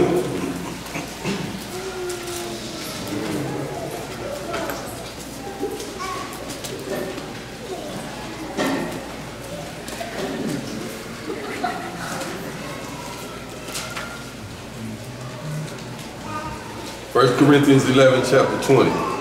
Chapter 11, verse 20. When ye come together, therefore, into one place, this is not to eat the Lord's Supper. For in eating, everyone taketh before other his own supper, and one is hungry, and another is drunken. What? Have ye not houses to eat and to drink in? Or despise ye the church of Yahweh, and shame them that have not? What shall I say to you? Shall I praise you in this? I praise you not, for I have received of the Most High that which also I deliver unto you. So we got this from the Lord. Come on. That the Lord Jesus, the same night in which he was betrayed, took bread. Come on. And when he had taken thanks, and when he had given thanks, he brake it and said, take, eat, this is my body, which is broken for you. This do in remembrance of me. After the same manner also he took the cup when he had supped, saying, this cup is the New Testament of my blood. This do ye as oft as ye drink it in remembrance of me. This was the beginning of the 14th day. Right. This is not once every, first Sunday? Yeah. They didn't turn this whole ordeal into once every 5th or 4th Sunday. Right. With Welch's grape juice and crackers. What they call it communion. This was the last time he ate with his disciples. Yeah. You understand? He broke bread with them, told them, that's my body. His body was about to be broken. This is my blood of the new covenant. You understand? And by the evening of the very next day, which is the same day, he was already crucified and put in a sepulchre. You understand? And in the grave 3 days and 3 nights. You feel me? So this is not once every first Sunday or 4th Sunday. Right. That they do that. We say as often as you do this in remembrance of me. This is a once a year memorial. Right. You feel me? It's not once every 5th Sunday. If that's the case, you need to be doing that every time you eat and drink. That's right. Not just who ordained it to be once every 5th Sunday or 4th Sunday. Right. Who did? Who ordained that? Some man. And who turned it into saltine crackers and Welch's grape juice? You see what I'm saying? This is all about the Passover and how the Messiah is the Passover Lamb of the Most High and how we up under that covenant there. Right. That's why as soon as he died, the veil in the temple ripped in half. You understand? Ending that whole priesthood. That's right. So this is Passover talk. This is not man and his institution of what you know is communion. Today, it is you saved. They got little wafer crackers with crosses on them. Right. That ain't got nothing to do with that. That has nothing to do with that. It has everything to do with the Feast of Unleavened Bread and the Passover. That's right. And he understood that he's the lamb and he was shortly was going to be betrayed and crucified. You understand? And in that sepulcher, or what you know is a grave, you understand, before the sun went down the very next day, as you know it, because the day started in the evening. That's right. All right, let's read, brother. And let me just say this, in that verse 20 through 22, it's kind of some confusing language. Say you have houses, don't come in. Basically what it's saying is if you think this the big barbecue, or what they do out of the Taste of Clayton or something, you know, or down on the riverfront somewhere, you sadly mistake. This is not for that. The Passover is not for you to be giving high fives and rubbing your belly talking about, I can't wait, or, you know, just swallowing like you already tasting well. I just can't wait. See, he's saying you got to have that out of your mind. Your mind should be focused on, I got to stay focused. I got to keep beef out of here. Any beef come in here, I got to tell it you got to go. This is a major fellowship time with Israel and any stranger that's with us to understand the sacrifice made of the Most High. This is not about how well you're going to eat. Yeah, it's going to be some good eating, Most High willing. But that's secondary. Yeah. He said you want to have things like that, you got houses for that. Exactly. So go ahead, read on. This is not the buffet. Yeah. You understand? We're not here just to high five and, you know, watch the Super Bowl or something like that. This is a high holy day and a memorial. All right, let's read Hebrew. Verse 26. Yeah. For as oft as ye eat this bread and drink this cup, ye do show the Lord's death till he comes. See that? As often as you partake in that, we're going to do that night. You feel me? We're gonna read everything we just read right there. We're going to, this is my blood, this is my body. And as often as you do that, you show his death until he comes. They don't say nothing about his birthday. You feel me? Everybody love to do Christmas. And who say that's his birthday anyway? Right. You understand? It says, remember his death until he comes. We're supposed to remember the sacrifice he laid down. All right, let's read it, bro. Wherefore, whosoever shall eat this bread and drink this cup of the Lord unworthily shall be guilty of the body and blood of the Lord. You hear that? If you show up with malice on your mind unworthily, you might as well have crucified the Messiah yourself. Let's read, brother. Verse 28. But let a man examine himself, and so let him eat of that bread and drink of that cup. Yeah.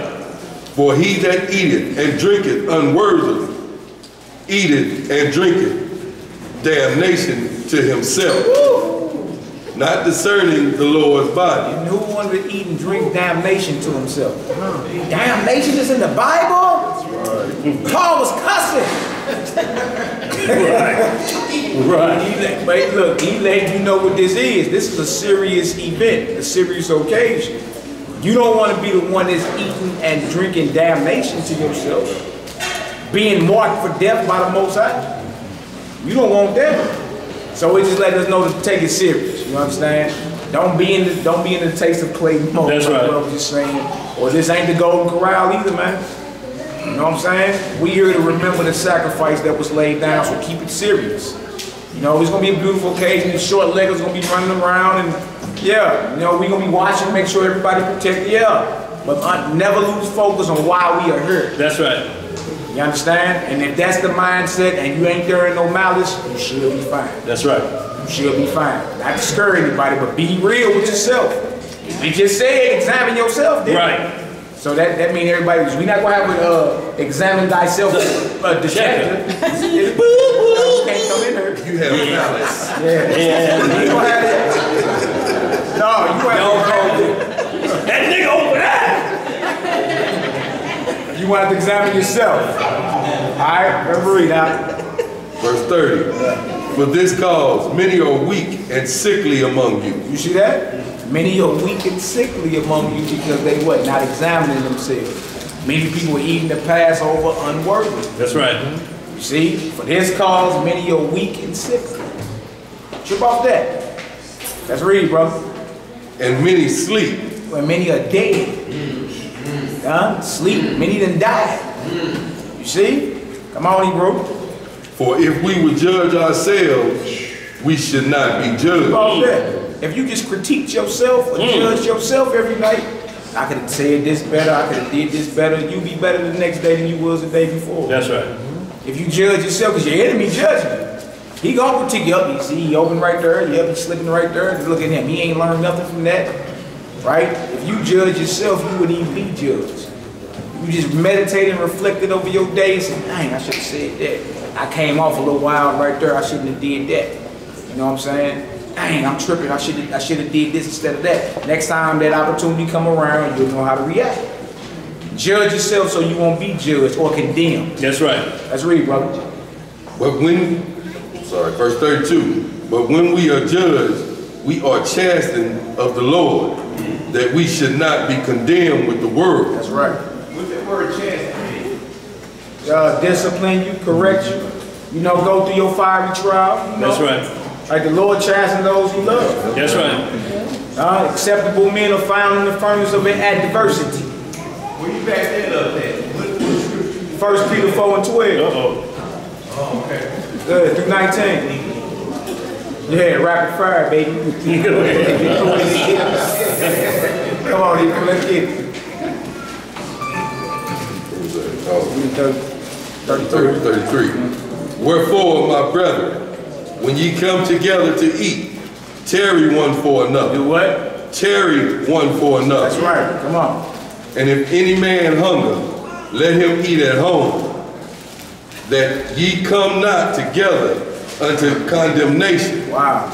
And the rest will I set in order when I come. And see, I just want to read a little bit of this Numbers, y'all. We're going to close on out this Numbers 9, because the question is who can attend the Passover, because there's an unclean situation that may come up about who can attend.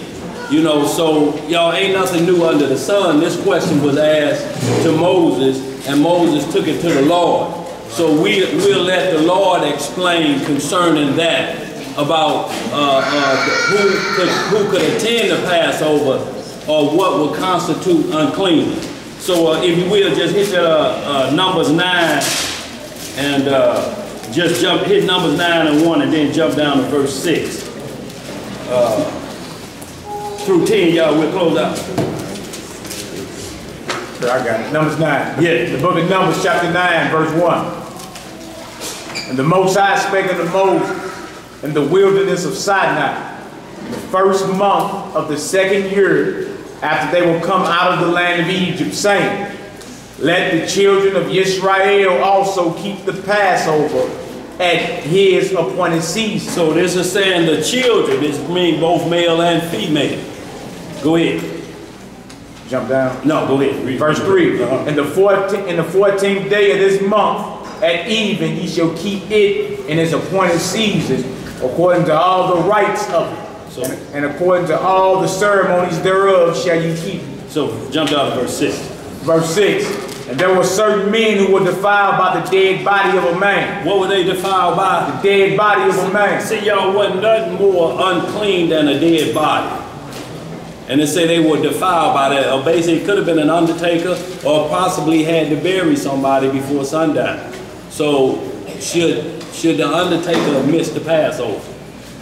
If your mother or parents or child fall dead, you holding them, I mean, you're in mourning, should you miss it because of a dead body? Read some more.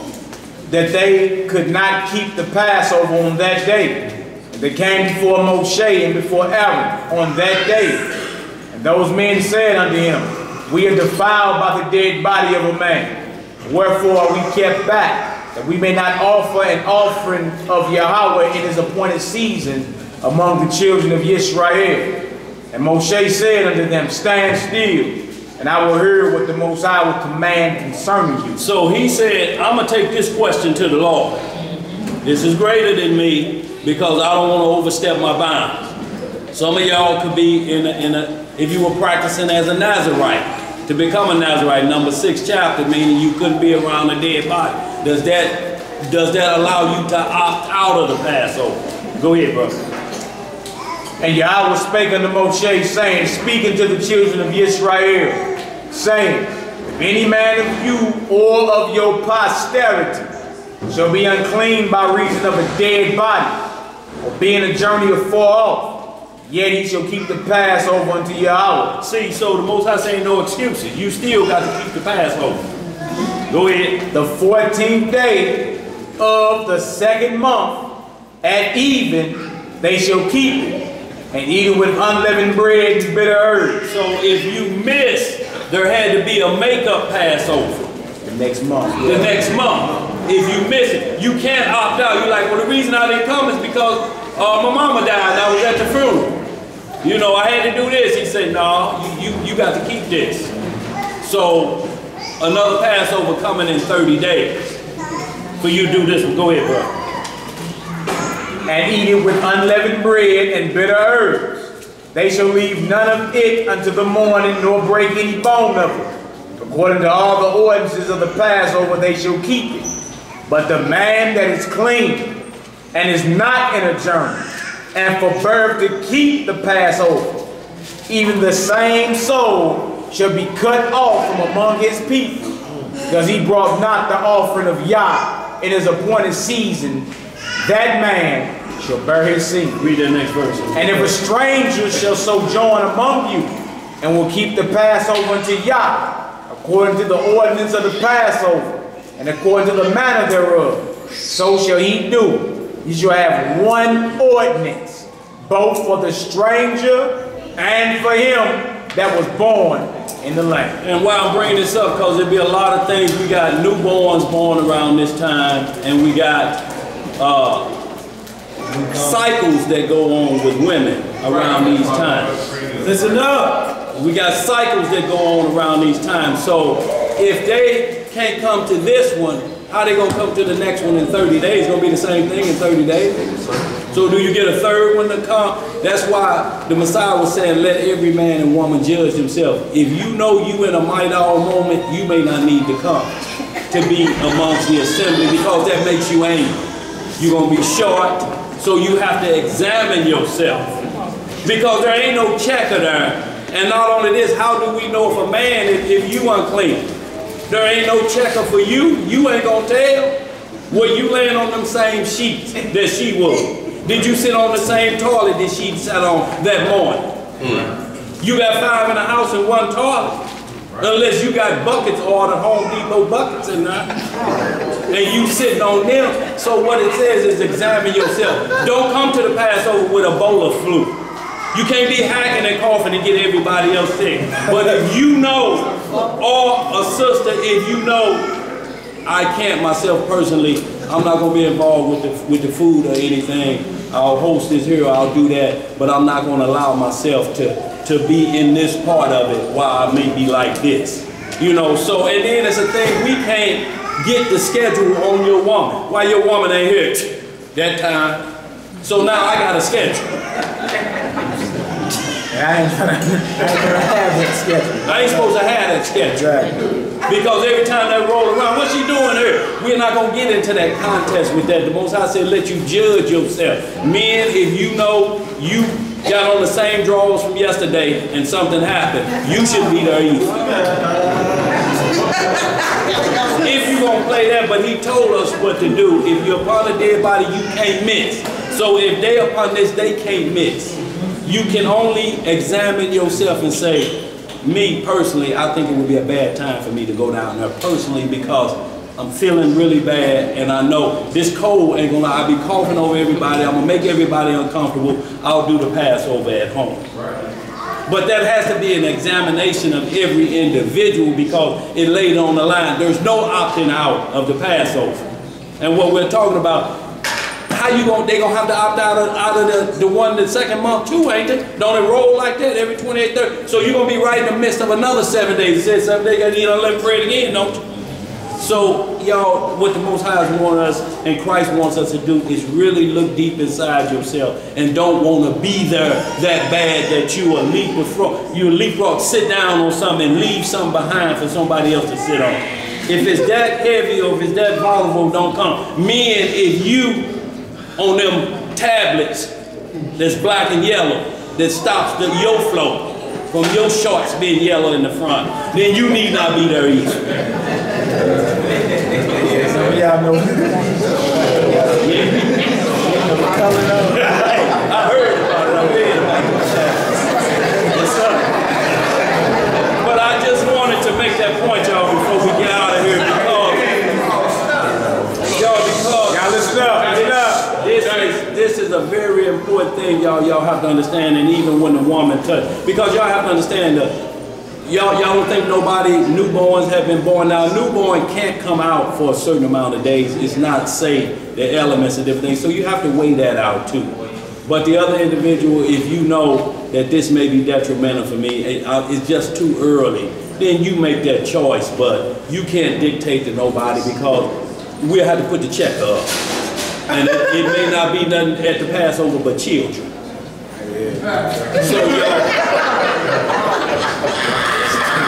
So we want to be true to ourselves and understand what this really means, y'all. Examine yourself. It's cool out. It may be rainy. We got allergy. No, maybe the baby don't need to go this time. We'll wait. But just to say, no, because it's that time for you, you're going to run into some serious problem, because they can't be able to do it next month. And then what's going to happen after the month of that? There ain't no month number 3. It says if these things happen, you can't be excused, because it said the most punishment we got to worry about is there's Hebrews out there that's teaching you ain't supposed to keep the Passover. Oh, women can't come either. Okay, come either. Hey. So y'all, we want to be careful that we don't put that out there. Let every woman examine herself and judge herself. Nobody should have to tell you, you know, you're going to have to tie your sweater around your waist and look bad. You walking in them white pants. Or if he's just scratching like he ain't took a bath in a week. I mean, just scratching uncontrollably and don't know he's scratching. Hey, hey, hey!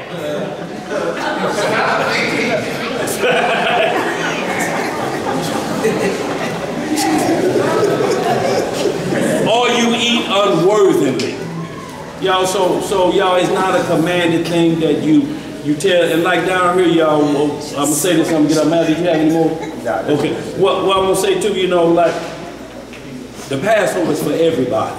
Y'all, some people money is short, but a lot of us, it ain't short. It's short for reasons. But it ain't short, but we want to make sure everybody get there. If your money low, we going to make sure you be there. But you just ain't going to be there doing nothing. Shooting, breathe. Right. No, we going to get some of this. Some elbows. We going to get something for the whole congregation, because somebody else, like when he read, if it be too much lamb for this house, then he shares it with the next house. Some people will just say, get 2 tickets and get one of them to somebody else. So we got that overage of lamb for the next house, but you can't give it away free. There's still some obedience there. And when they put blood over the doorpost, you don't think it was no newborns there? Or no women going across that month? Or no man with a problem? And blood still got put on the doorpost for them. All Israel came out at the same time. So y'all, it's self-evident of what causes defilement that makes you unclean where you couldn't attend nothing. But you still have to examine yourself. You can't come in here coughing so hard. You got visible coughs. We can see what come out of your mouth. You need to be at home for this. You just want to be there. That's all I have to say, y'all. Anybody got any questions or concerns on that? Yeah, announcement, sister, y'all got announcement, anything?